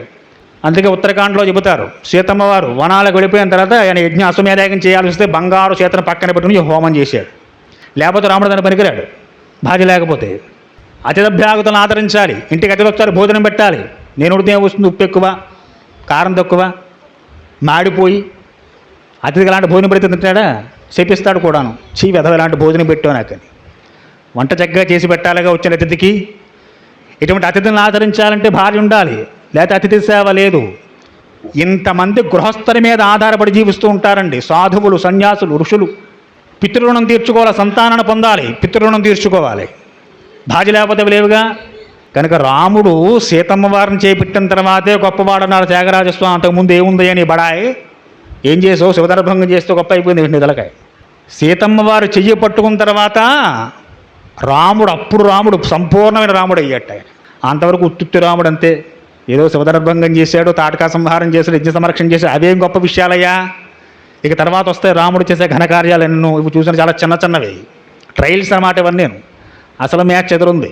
ఇవన్నీ చెయ్యాలంటే మా అమ్మ పక్కన ఉంటేగా నువ్వు చేయగలవు, లేకపోతే నువ్వెక్కడ చేస్తావని. నేను ఆవిడ వల్ల కదా నీకు పేరు రామా, లేకపోతే నీకు ఖ్యాతే ఉంది, నీ గొప్పతనం ఏముందయ్యా. మా తల్లి సీతమ్మ వచ్చి పక్కన కూర్చున్నప్పుడు ఆహా రాముడు సీతారాముడండి అని అప్పుడు నీ ఖ్యాతి లోక విఖ్యాతం అయిందయ్యా రామచంద్ర అంటారు త్యాగరాజు. కాబట్టి అంత గొప్ప కృతువులు చేయాలంటే స్నాతకోత్సవంలో ఆ బ్రహ్మచారికి ఈ గృహస్థాశ్రమ ధర్మాలు చెబుతూ బ్రహ్మగారు వశిష్ఠుల వారు ఈ విషయాలన్నీ చెబుతారటండి. శ్రద్ధయాధేయం, శ్రద్ధగా చేయి, దానం చేస్తే కక్కుర్తి దానాలు చేయకు. అతిథిని సుష్ఠుగా ఆహ్వానం చేసి కూర్చోబెట్టు. అందుకే ఇంట్లో తండ్రిని నేర్పాలి పిల్లలకి, ఇంటికి వచ్చిన అతిథులను ఏ విధంగా ఆదరణ చేయాలి. మా నాన్నగారు ఎలా ఇచ్చేవారండి అని రేపు పొద్దున పిల్లాడిస్తాడు. తండ్రి ఎవరికి ఏమి ఇవ్వడు, ఇంక పిల్లాడేమిస్తాడు. కొంతమంది చెప్పి మరే చేస్తూ ఉంటారండి, చచ్చిపోయిన తర్వాత గోదానం చేయి, భూదానం చేయని చెప్పి దుబ్బుతారు బ్రాహ్మలో. అటువైపు ఏం చేయకండిరా బాబు, నువ్వు హాయిగా సంపాదించు, 7 అంతస్తుల మేట కట్టు, నువ్వు సుఖంగా ఉంటేనే బాగుంటా అంటాడు. ఇప్పుడున్న మాటలు అప్పుడు ఉండవండి. అప్పుడు రక్త కన్నీళ్ళు ఏడుస్తాడు, ప్రాతమే కూర్చుని ఏడుస్తూ ఉంటాడు. నా ఇంట్లో వీడు గోదానం చేస్తే బాగుండరాబో, చచ్చేటప్పుడేమో అలా చెప్పి చచ్చాను నేను. ఇప్పుడు నాకు గోదానం చేస్తే కానీ వైతరిని దాటి అవకాశం లేదు నాకు. ప్రత్యక్ష దర్శనాలండి, వైతరిని నది ఉంది, దాటాలంటే గోదానం చేసి తేవాలి. మనకు బాబాతిత్తులో టేంబే స్వామి, వాసుదేవానంద సరస్వతి స్వామి వారు ఆయన ప్రత్యక్షంగా చెప్పేగాడు, కలియుగంలో గోదానం చెయ్యని పితరులు వైతరి నదిలో పడి ఎలా కొట్టుకు చస్తున్నారో నేను ప్రత్యక్షంగా చూశానని చెప్పారు ఆయన. ఇవన్నీ చెయ్యాలంటే, దానాలు చేయాలన్నా ధర్మాలు చేయాలన్నా పక్కన భార్య ఉండి తీరవలసిందే. కనుక శ్రద్ధతో చేయనైనా దానం ఏం చేసినా అతిథిని, అభ్యాగతిని సాదరంగా ఆహ్వానించు. ఎవరికేది ఇచ్చినా ఏడుస్తూ ఇవ్వకు, ఇంతే ఇచ్చేనని చెప్పి బాధపడుతూ ఇయ్యి. కేజీ బంగారం ఇచ్చిన అయ్యో కేజీ ఇవ్వగలిగానని బాబు, ఇప్పుడు లక్షల్లో ఉంది కాసు, ఇవ్వలేకపోయాను మీకు అని నువ్వు ఎంత ఇచ్చినా ఇంతకన్నా ఇవ్వలేకపోతున్నాననే ఇవ్వి. ఎంత ఇచ్చానండి నేను అనే భావంతో ఇవ్వకు. ఇవన్నీ ఎవరు చెబుతారు? స్నాతకోత్సవంలో గురువుగారు వైవాహిక జీవితంలో అడుగు పెడుతున్నటువంటి వటువు ఎవరైతే ఉన్నారో అతన్ని ఉద్దేశించి స్నాతకోత్సవంలో చక్కగా తలదువ్వుకోరా అబ్బాయి, ఇక్కడి నుంచి నువ్వు అందంగా తయారు, మీ ఆవిడకి అందంగా ఏర్పడాలి కదా, తయారీ కూర్చో నువ్వు అని ఇవన్నీ స్నాతకోత్సవం చేసేటప్పుడు గురువుగారు చెబుతారట. అచించాన్య ప్రమేయాని కులాన్ని నరపుంగవ ఇక్ష్వాకుణాం విదేహం నైషాం తుల్యోప్తి గచ్చన. జనక మహారాజు అన్నట్టు నేను కూడా చక్కగా ఈవేళ రాత్రే అంకురారోహణ కార్యక్రమాలు చేస్తున్నా అన్నారు ఆయన. ఇది ఎవరు చేయాలి? కన్యాదాతలు చేయాలి. ఎవరైతే కన్యాదానం చేస్తున్నారో అమ్మాయిని పక్కన కూర్చోబెట్టుకుని ఈ అంకురారోపణ కార్యక్రమాన్ని చేయాలండి. ఈ రోజుల్లో ఎంతమంది చేస్తున్నాం? కన్యాదాత పుట్టమన్ను తెచ్చుకొని మూకుళ్ళు పెడతారు. ఈనాటికి కొన్ని బ్రాహ్మణ వివాహ వ్యవస్థలో చూడొచ్చు ఈ ఘట్టాలు మీరు. ఆ అంకురారోహణ కార్యక్రమాన్ని చక్కటి చిరుధాన్యాలు పట్టుకొచ్చి వాటిని చల్లి అవి అంకురాలు మొలకెత్తుతుంటే 16 రోజుల పండగ. దేనికి 16 రోజుల పండుగ? నీకు 16 రోజుల పండుగ ఏంటి నీ మొహం? నువ్వు అంకురారోహణ చేస్తే 16 రోజుల పండుగ, లేకపోతే ఇంకా 16 రోజులు 32 రోజులు అన్నీ ఒకటే రోజులు మనకి. 16 రోజుల పండుగ దేనికి? అంకురారోహణం చేసినప్పుడు అంకురారోపణంలో వేసిన చిరుధాన్యాలు మొలకెత్తితే 16 రోజుల కాలం పాటు కన్యాదాత శ్రద్ధగా వాటిని పెంచి ఆఖరణ 16 రోజున వాటికి పూజ చేసి వాటిని తీసుకెళ్ళి చక్కగా నదిలో కలుపుతారండి. 16 రోజుల పండుగ దానికి, నీకు నాకు కాదు. అటువంటి అంకురారోహణ కార్యక్రమాన్ని చక్కగా జనక మహారాజు గారు తన గృహంలో సీతమ్మ వారిని, ఊర్మిళాదేవిని, మాండవై శృతికీర్తుల్ని పక్కన పెట్టుకుని కుశధ్వజుడు జనక మహారాజు గారు చక్కగా కూర్చుని ఆ అంకురారోహణ కార్యక్రమాన్ని చేస్తున్నారట. ముత్తైదువులు వచ్చి ఆ మూకులు అందుకుంటారు. ఎవరైతే చక్కగా గృహస్థ ధర్మాన్ని పాటిస్తున్నారో, ఎవరైతే తమ చేతుల మీదుగా 10 పెళ్ళిళ్ళు చేసి 10 జంటలు సుఖంగా ఉండాలని ఆశీర్వాదం చేస్తున్నారో అటువంటి ముత్తైదువులు వచ్చి అందుకుంటారని ఆ మూకుళ్ళు, అంకురారోహణ మూకులని. అలాంటి వారి చేతుల్లో వెళితే ఈ జంట బాగుంటుంది అని అంత గొప్ప అంకురారోహణ కార్యక్రమాన్ని జనక మహారాజు గారు, కుశధ్వజులు తమ యొక్క 4 కూతుళ్ళని పక్కన పెట్టుకుని ఈ అంకురారోహణ కార్యక్రమాలు చేస్తున్నారు. ఇంకొక పక్కగా అస్య ధర్మాత్మనో రాజన్ రూపేణ ప్రతిమం భువి సుతాద్వయం నరశ్రేష్ఠ ప్రత్యర్థం వరమామహే భరతస్య కుమారస్య శత్రుఘ్నస్య ధీమతః మరయా సుతే రాజన్ తయా రర్ధే మహాత్మనో.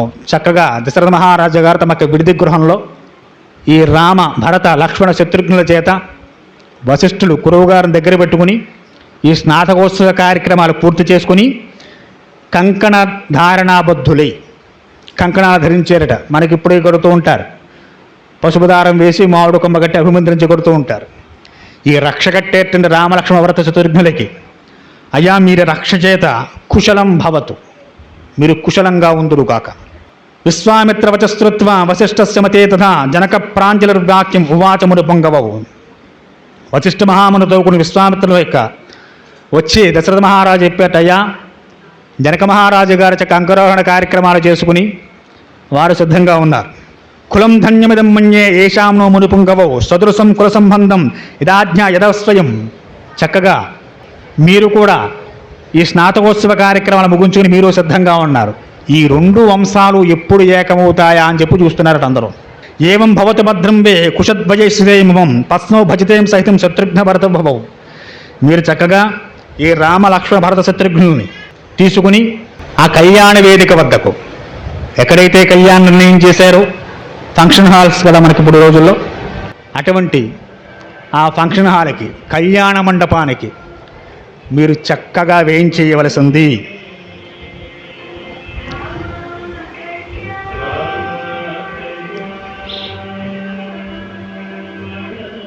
ఉత్తరే దివసే బ్రహ్మన్ పలుగునాభీం మునీషిణః వైవాహం ప్రసంతే భవో యత్ర ప్రజాపతి. జనక మహారాజు గారు ఉత్తర పులిని నక్షత్రంలో ఈ వివాహ క్రతువు జరగాలని నిర్ణయం చేశారు. మనకు సందేహం వస్తుంది కదా, ఇప్పుడు ఒకేసారి 4 కొడుకులకి వివాహం చెయ్యొచ్చా? ఏమన్నా వచ్చిందా? ఇంకెవరికి రాలేదా? వస్తే గొప్పవారే మీరందరం, రాకపోతే ఇబ్బంది, కానీ వస్తే చాలా మహాత్ములం మనం. రామో విగ్రహవాన్ ధర్మ, ధర్మమూర్తి రామచంద్రమూర్తి, రామాయణం ధర్మగ్రంథం, ఇన్ని మాటలు చెప్పి ఇటువంటి అధర్మమైన కార్యక్రమాన్ని దశరథుడు దగ్గరుండి వశిష్ఠ విశ్వామిత్రులను పక్కన పెట్టి ఎలా చేస్తున్నారండి గురువుగారు? రామాయణం మీరు కథగా చెప్తే వినడానికి మేమైనా తేరగా దొరుకుతాం అనుకుంటున్నారా? మాకు తెలుసు, మా ఇంట్లో పెళ్లి చేసాం, మొన్న సంవత్సరం చేసాం, మా అబ్బాయికి మళ్ళీ సంవత్సరం చేయమన్నారు. ఈ సంవత్సరం కుదరదన్నారు అసలు. మా గురువుగారిని అడిగితేను, మీరు రామాయణంలో రామలక్ష్మణ భరతులు ఒకేసారి పెళ్లి చేసేసారని చెప్తున్నారు, ఎలా కుదురుతుంది ఇది? సందేహమేగా మనందరికీను.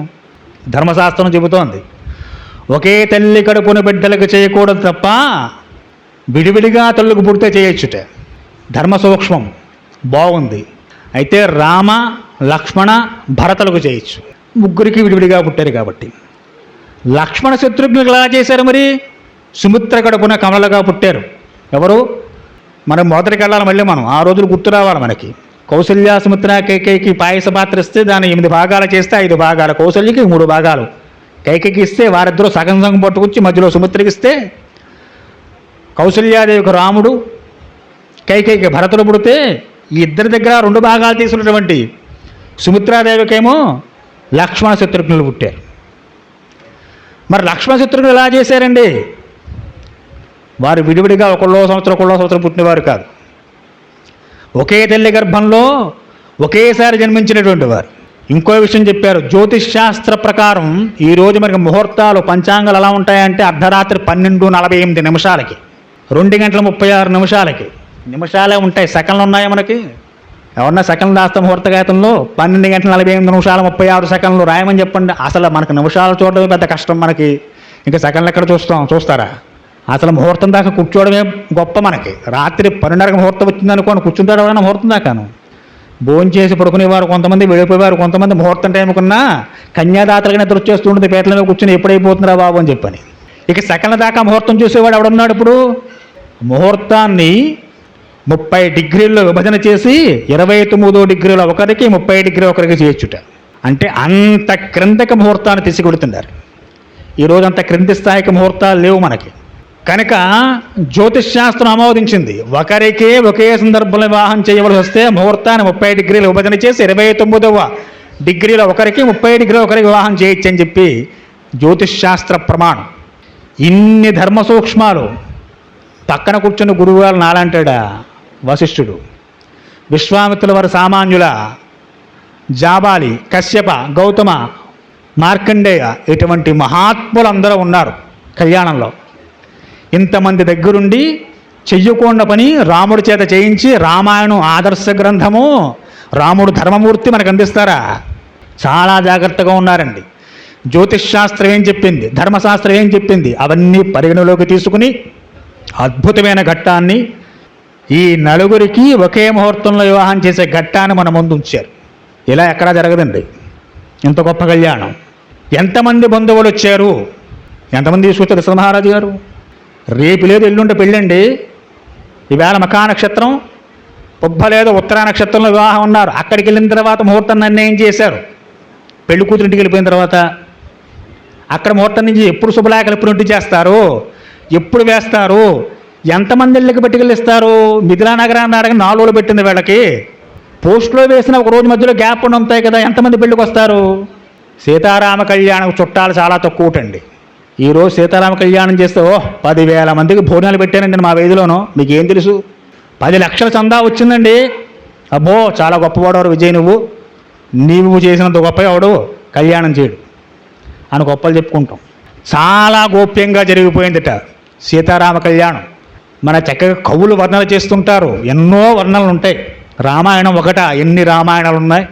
కవులకి కాస్త ఆనందం, రాముడికి పెళ్ళి అవుతోందంటే మాటలా, సీతమ్మ వారిని చేపడుతున్నాడంటే ఎంత ఆనందం అందరికీను. ఆ కళ్యాణ ఘట్టం గురించే, ఆ సుముహూర్తం గురించే అందరూ ఎదురు చూస్తున్న ఘట్టం ఆసనమైపోతుంటే ఎంత ఆనందంగా ఉంటుంది వారందరికీను.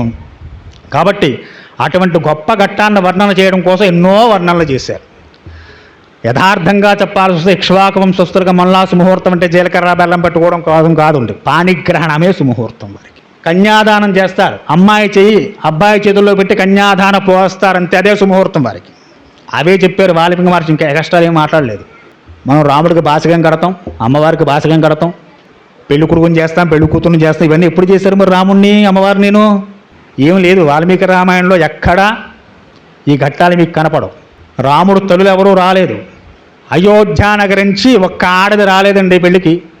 ఎలా అయిపోతుంది పెళ్ళి? దశరథుడు ఎవరికీ చెప్పలేదు, ఆయన ఎవరికి ఆహ్వానాలు పంపలేదు, ఫోన్లు చేయలేదు, టెలిగ్రామ్లు వేయలేదు, వర్తమానాలు పంపలేదు. జనక మహారాజులు కబురు చేశారు, మేము ప్రయాణం వెళ్ళిపోతున్నాం.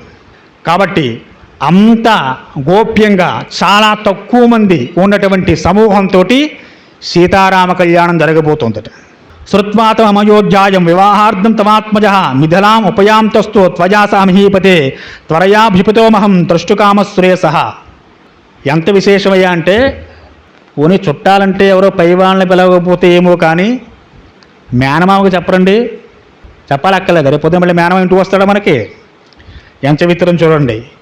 కేకాయాధిపతి రాజా స్నేహాత్ కుశలమబ్రవీత్ ఏషాం కుశలకామోసి తేషాం సంప్రమాచ్యం. దశరథ మహారాజు వామరుడు వచ్చేటండి. ఎక్కడికి వచ్చాడైనా?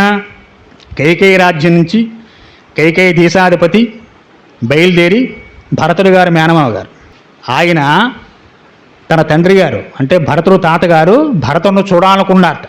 తాతగారు ఏదో ముచ్చట మనం ఒకసారి చూద్దామని. కాబట్టి భరతుడిని తీసుకెళ్ళడం కోసం భరతుడి మేనమామ అయోధ్యకు వెళ్ళేట. అయోధ్యలో తెలిసిందట ఈయన రథవేసి వెళ్ళిపోయాడు పెళ్ళని. మిథిలానగరంలో మీ మేనలో పెళ్ళోయ్ అని చెప్పి ఎవరు చెప్పింది? అప్పగారు కేకేయదేవి చెప్పింది. ఇప్పుడు మేనవ కోపం రావాలి అక్కర్లేదా?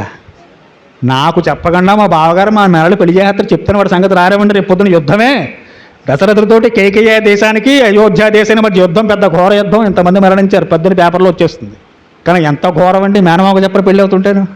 కనుక ఆయన వచ్చేట మహానుభావుడు. దశరథ మహారాజును చూడడం కోసం ఈ కైకేయి దేశం నుంచి ఈ భరతుడు యొక్క మేనమావ గారు బయలుదేరి వచ్చేట.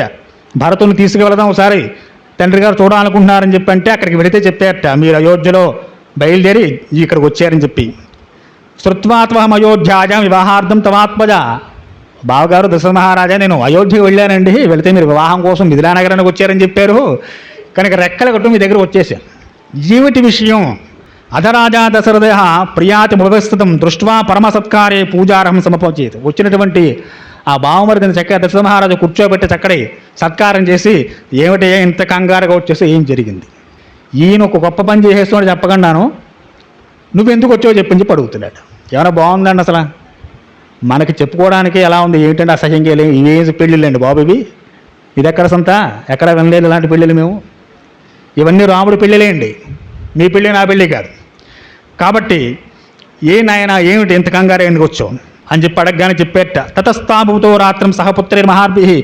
మహారాజా బావగారు మా నాన్నగారు భరతును చూడాలనుకుంటున్నారు, ఒకసారి తీసుకెళ్దాం కోసం వచ్చానంటే ఆయన చెప్పేట, ప్రభాతే పునరుద్ధాయ కృత్వా కర్మాని కర్మవి ఋషిస్తతం పురస్కృత్య యజ్ఞవాటపమాగత. సరైన సమయానికి వచ్చావయ్యా, చెప్పవలసింది అలాగోపోయింది.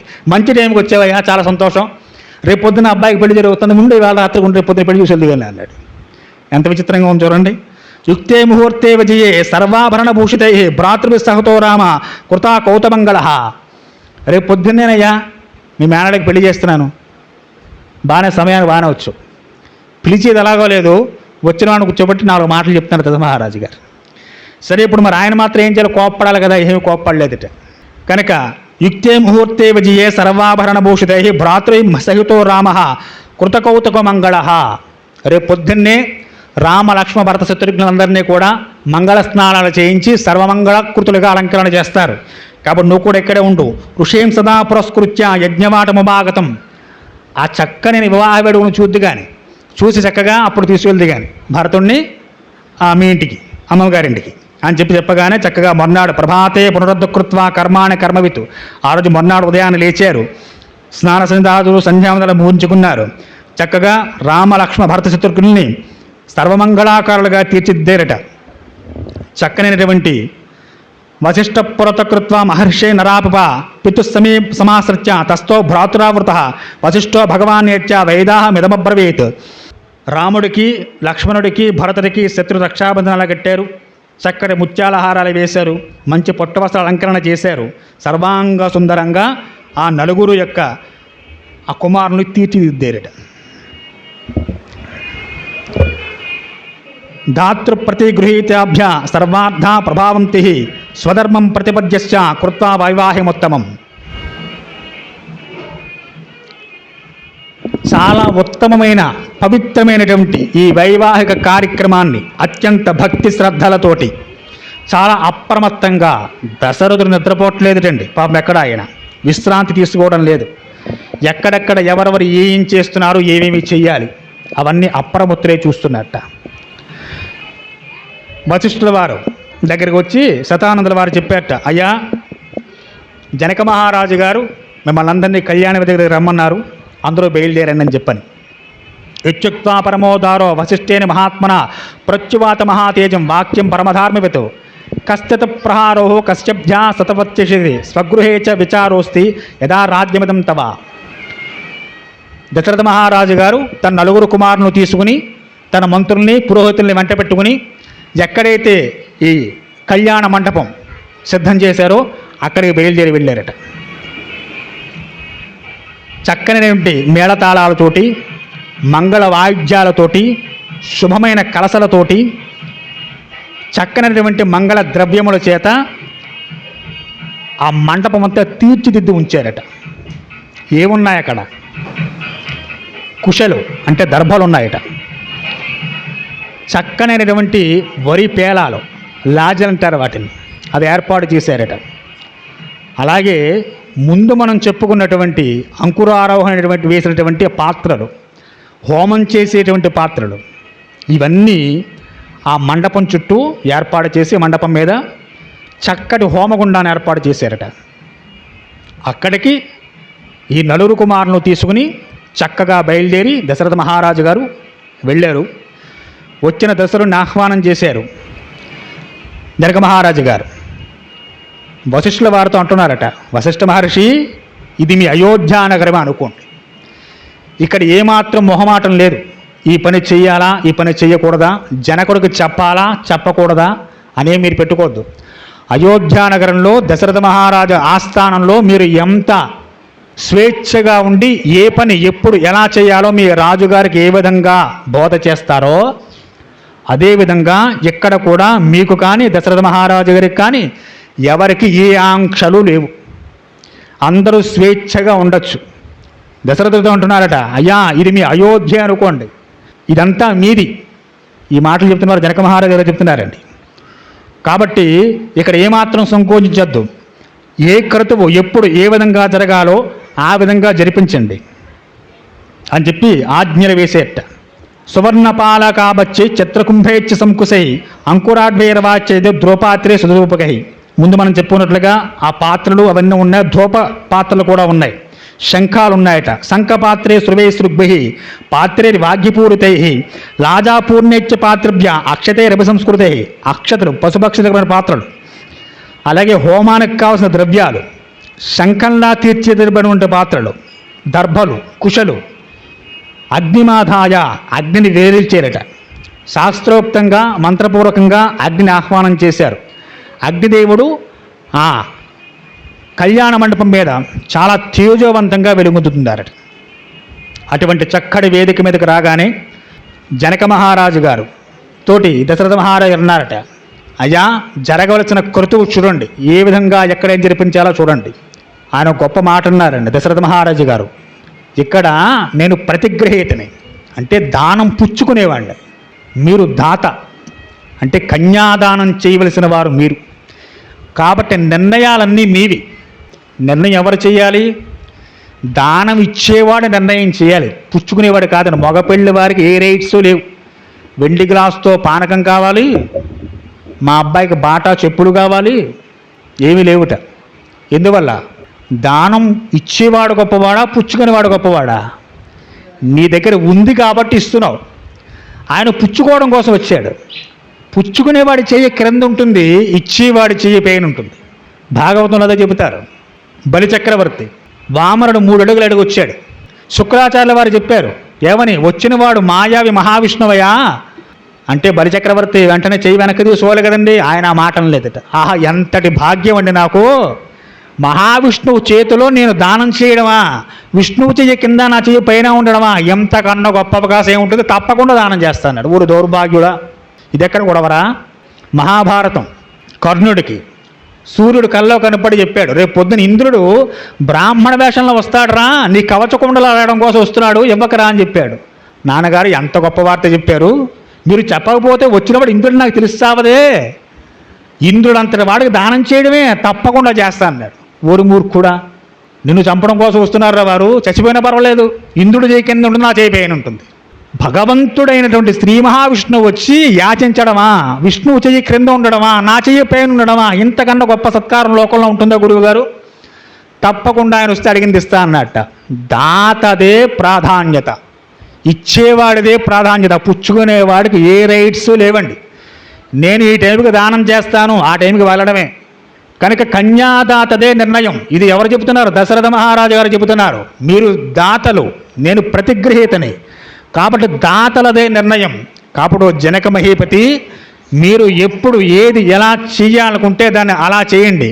అదిగో మా కుమారులు వచ్చి వేదిక దగ్గర నుంచున్నారు అని చెప్పి చాలా సమనీయంగా, ఎంత వంగి ఉన్నాడు చూడండి దశరథ మహారాజు గారు. అసలు ఆయన వంగాల్సిన పని లేదు ఆయనకి, అంత వంగేడాయ.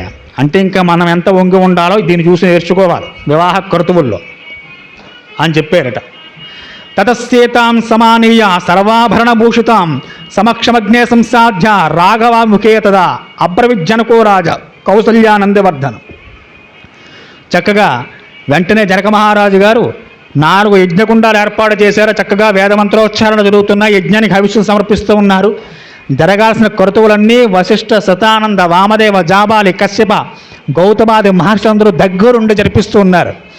ఆ యజ్ఞవేదిక దగ్గరికి సర్వాభరణ అలంకృతురాలే ఉన్నటువంటి సీత, ఊర్మిళ, మాండవి, శృతకీర్తి వీరు 4గురిని తీసుకొచ్చారట. తీసుకువచ్చి నుంచోబెట్టారు. సీతారాములు, లక్ష్మణ, ఊర్మిళలు, అలాగే భరత శత్రుఘ్నులకి మాండవి, శృతకీర్తులు ఎవరెవరి స్థానాల్లో వారిని వేదిక మీద ఆశీనులు చేశారు. కూర్చోబెట్టిన తర్వాత చక్కగా జనక మహారాజులు మాట్లాడుతున్నారు. అద్భుతమైన ఘట్టం. ఇయం సీతా మమ సుధా సహధర్మ చిరీతవ ప్రతీచ్య చయనం భద్రంతే పాణం గృహ్ణీష్వపాణిన పతివ్రత మహాభాగ ఛాయేవాను గతా సదా ఇత్యుక్త్వా ప్రాక్షిప్రాజ మంత్రపూతం బలం తదా. ఓ రామచంద్ర, ఇదిగో ఇయం సీత మమ సుత, ఈమె సీత నా కన్య, నా యొక్క కూతురమ్మ. ఈవిడ సహధర్మచరీతవ, నీకు సహధర్మచారణయ్యి ఇక నీ వెంట ఉంటుంది. ఈవిడ ఎలా ఉంటుంది? ప్రతీచ్యం చైవ భద్రంతే పాణం గృహ్ణీష్వబాణిన, నీ యొక్క నీడ నీ వెంటలా ఉంటుందో నా కూతురు సీత ఇక నుంచి నీ వెంట నీడలా ఉంటుందయా. పతివ్రత మహాభాగ, ఈమె మహాపతివ్రత, మహాభాగ, గొప్ప చరిత్ర కలిగింది. ఇత్యుక్త్వా ప్రాక్షిప్రచత్ర మంత్రపోతం జలం తదా, ఈమె యొక్క హస్తాన్ని, పాణిని చాలా గట్టిగా పట్టుకో. పాణిగ్రహణకర్తో మనకు కూడా వివాహంలో ఉంటుందండి. అద్భుతమైన ఘట్టం. ఆ చెయ్యిని చాలా గట్టిగా రాపాడించి పట్టుకుని ఉండాలట. ఏ వేళ్ళు దేనికి తగలాలో కూడా మంత్రం ఉంది. అలా తగిలినప్పుడే సత్సంతాన వృద్ధి కలుగుతూ ఉంటుంది. ప్రతీచ్యం చేయు భద్రంతే, చాలా జాగ్రత్తగా పట్టుకోవయ్యా. ముహూర్తం అంటే చాలా గొప్పదండి. ముహూర్త సమయానికి ఫోటోల వంక చూడడం, ఫ్రెండ్స్ వస్తున్నారు ఆగండి, ఇటువంటి పిచ్చి పిచ్చి పనులు చేయకూడదు. ప్రతీచ్యం చైవ భద్రంతే, చాలా జాగ్రత్త, భద్రంగా పట్టుకో, గట్టిగా పట్టుకో.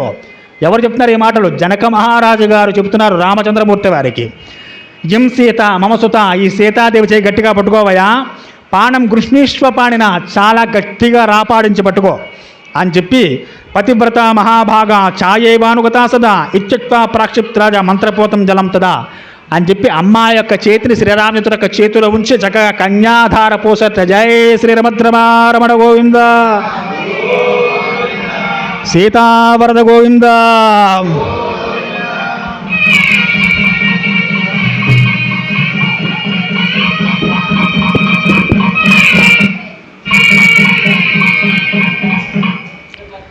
అటు తరువాత సాధు సాధ్విదేవానాం ఋషీణాం వరదం తదా దేవధుందవి నిర్ఘోష పుష్పవర్షో మహాభూత్. ఎప్పుడైతే శ్రీరామచంద్రమూర్తి వారు సీతమ్మ వారి యొక్క చేతిని గట్టిగా పట్టుకుని జనక మహారాజు కన్యాధార పోసారో, దేవలోకాల నుంచి పుష్పవృష్టి కురిసిందిరండి. దేవదుందువులు మోగాయి, శంఖాలు ఊదేరట, చక్కని వాయిద్యాలు మోగాయట ఆకాశ మార్గంలో. ఇంకా రామాయణంలో చెబుతారు, బ్రహ్మ విష్ణు మహేశ్వరులు, వాణి లక్ష్మీ సరస్వతులు చక్కగా చుట్టాల్లాగా చీరలు కట్టుకుని మంచి మంచి డ్రెస్సులు వేసుకొచ్చేటండి అక్కడ వివాహం చూడడం కోసం, రామచంద్రమూర్తి వివాహం చూడడం కోసం. కొన్ని వాల్మీకితర గ్రంథాల్లో చెప్పిన విషయాలు. దేవతలు సైతం బంధువేషాల్లో వచ్చి చూసేట రామచంద్రమూర్తి వారు సీతమ్మ వారు చెయ్యి పట్టుకోవడం, ఆ కన్యాధార పోస్తూ జనక మహారాజు చెప్పే మాటలు వింటూ, అబ్బా ఎంత అద్భుతమైనటువంటి దృశ్యాన్ని చూస్తున్నాం అని చెప్పి సాధు సాధ్వీతి దేవానాం ఋషీణాం వరదం తదా దేవదంతుర్భి నిర్ఘోష పుష్పవృష్టో మహానుభూతు. దేవలోకాల నుంచి ఆకాశంలోంచి ఆ నలుగురు జంటల మీద పుష్పవృష్టి కురిసిందట. ఉత్తరపులని నక్షత్రం ఒకే ముహూర్తంలో రామ లక్ష్మ భరత శత్రుఘ్నులకి సీత ఊర్మిళ మాండవి శృతకీర్తులతో ఒకేసారి వివాహకృతం పూర్తయింది. లక్ష్మణాగచ్చం భద్రంతే ఊర్మిళా ఉజ్జితం మయా ప్రతీచ్యం పాణి గృహ్ణీష్వామాభూత్ కాలస్య పరిజయ. ఓ లక్ష్మణ, ఇదిగో ఊర్మిళ మా అమ్మాయి, ఆ అమ్మాయి చేని గట్టిగా పట్టుకో. తమేవే ముక్తాదనుకో భరతం చాబ్జభాషత గృహాణ పాణి మాండవ్య మానవే రఘునందన. ఓ భరత శత్రుఘ్నులారా, ఇదిగో మాండవి శృతకీర్తి, వీరి చేతుల్ని గట్టిగా పట్టుకోండి, కన్యాధార పోస్తున్నానయా అని చెప్పి వారందరినీ కూడా గట్టిగా అందరినీ చేతులు పట్టుకోమని ఆ నలుగురు కూతుల యొక్క హస్తాలని నలుగురు కుమారు చేతుల్లో పెట్టి చక్కగా కన్యాధారనే కర్తువుని పూర్తి చేశారట. అద్భుతమైనటువంటి పాణిగ్రహణ ఘట్టాలు పూర్తయింది. ఇక్ష్వాకు వంశస్థులకి పాణిగ్రహణమే శుభముహూర్తము, జీలకర్ర బెల్లం కాదు. ఆ వంశానికి మాత్రమే ఉన్న ప్రత్యేకమైన నియమాలు అవన్నీ కూడా. కాబట్టి సర్వే భవంతు సౌమ్యచ్చ సర్వేషు శిరవ్రతా సత్నే పశ్చంతి కాకుస్థ మా భూత్ కాలస్య సర్వయ. కుశధ్వజుడు మాండవే శృతకీర్తనలు కూడా ఇచ్చి ఆ విధంగా చక్కనైనటువంటి పాణిగ్రహణ కార్యక్రమాలు చేశారు. జనకస్య వచనం శ్రుత్వా పాణిని పాణిభ్యరశ్రుతం చతుర్వస్తే చతుస్త్రోణం వశిష్ఠస్య మతే స్థితాః. జనక మహారాజు గారు చక్కగా అగ్ని చుట్టూ ప్రదక్షిణలు చేయించారట జంటలందరి చేత. అగ్ని సాక్షిగా ఇదిగో ఈయన మీ యొక్క దాంపత్యానికి మీ సంసార జీవితానికి జీవన విధానానికి సాక్షి అగ్నిదేవుడు. ఏదోక్త్యన తదా చతుర్వాహం విధిపూర్వకం నలుగురికి అగ్నిసాక్షిగా వివాహకృతులు జరిపించారు. పుష్పవృష్టి మహాసీత అంతరిక్ష శుభాస్వర దివ్యదుందుఘోషై గీతావాదసినుస్వై. ఎక్కడైతే అగ్ని చుట్టూ వీరంతా ప్రదక్షిణ చేస్తున్నారో ఇంకొక మారు దేవలోకాన్ని పుష్పవృష్టి మళ్ళీ కురుస్తోందట. నివృతచాపసంఘ గంధర్వాచ జగుక్కలం వివాహే రఘుమఖ్యానం తద్భవత్ మధుశ్చద. దేవగాయకులు గంధర్వగానం చేస్తున్నారు దేవలోకాల్లో. అద్భుతమైన వివాహకృతం చూసి ఈదృశే వర్తమానైతో తుర్యోద్ఘు నిరాదితే త్రిరగ్నంబర్ పరిస్కర ఉపాభ్యం మహాజప అదోపకార్యం జగన్ముస్తే సబర్భా రఘునందన రాజా విజనమ పశ్చిన్ సంఘర్ష బాంధవ. వచ్చినటువంటి బంధువులందరూ కూడా జనకులతో వచ్చినటువంటి బంధువులు, దశరథ మహారాజు గారు తీసుకున్న కొంతమంది బంధువులు, వీరందరి సమక్షంలో చాలా వైభవోపేతంగా నృత్య వాయిద్యాలు వాయిస్తూ ఉండగా కొంతమంది నృత్యం చేస్తున్నారట, పాటలు పాడుతున్నారట. గుంపులు గుంపులుగా ఉండి ఆ నలుగురు జంటల్ని చూడటానికి ఎగబడుతున్నారట జనం. అంత అద్భుతంగా ఆ రాములకి అలాగే ఊర్మిళ లక్ష్మణులకి మాండవి భరతుడికి శత్రుఘ్నుడికి శృతకీర్తికి అద్భుతమైన వివాహకృతం జరిపించారట జనక మహారాజు గారు. జై శ్రీమద్రమారమణ గోవింద. వివాహానంతరం వారి యొక్క అయోధ్యానగర ప్రయాణం ఏ విధంగా సాగిందో, మార్గమధ్యంలో శ్రీరామచంద్రమూర్తి వారు ఎటువంటి ఘట్టాలు ఎదురయ్యారో చక్కగా వచ్చేవారంతో ప్రయత్నం చేద్దాం. స్వస్తి స్వస్తి ప్రజాభ్యాం పరిపాలయంతాం న్యాయేన మార్గేణ గో బ్రాహ్మణేభ్య శుభమస్తు నిత్యం. లోకా సమస్తా సుఖినో భవంతు. స్వస్తి.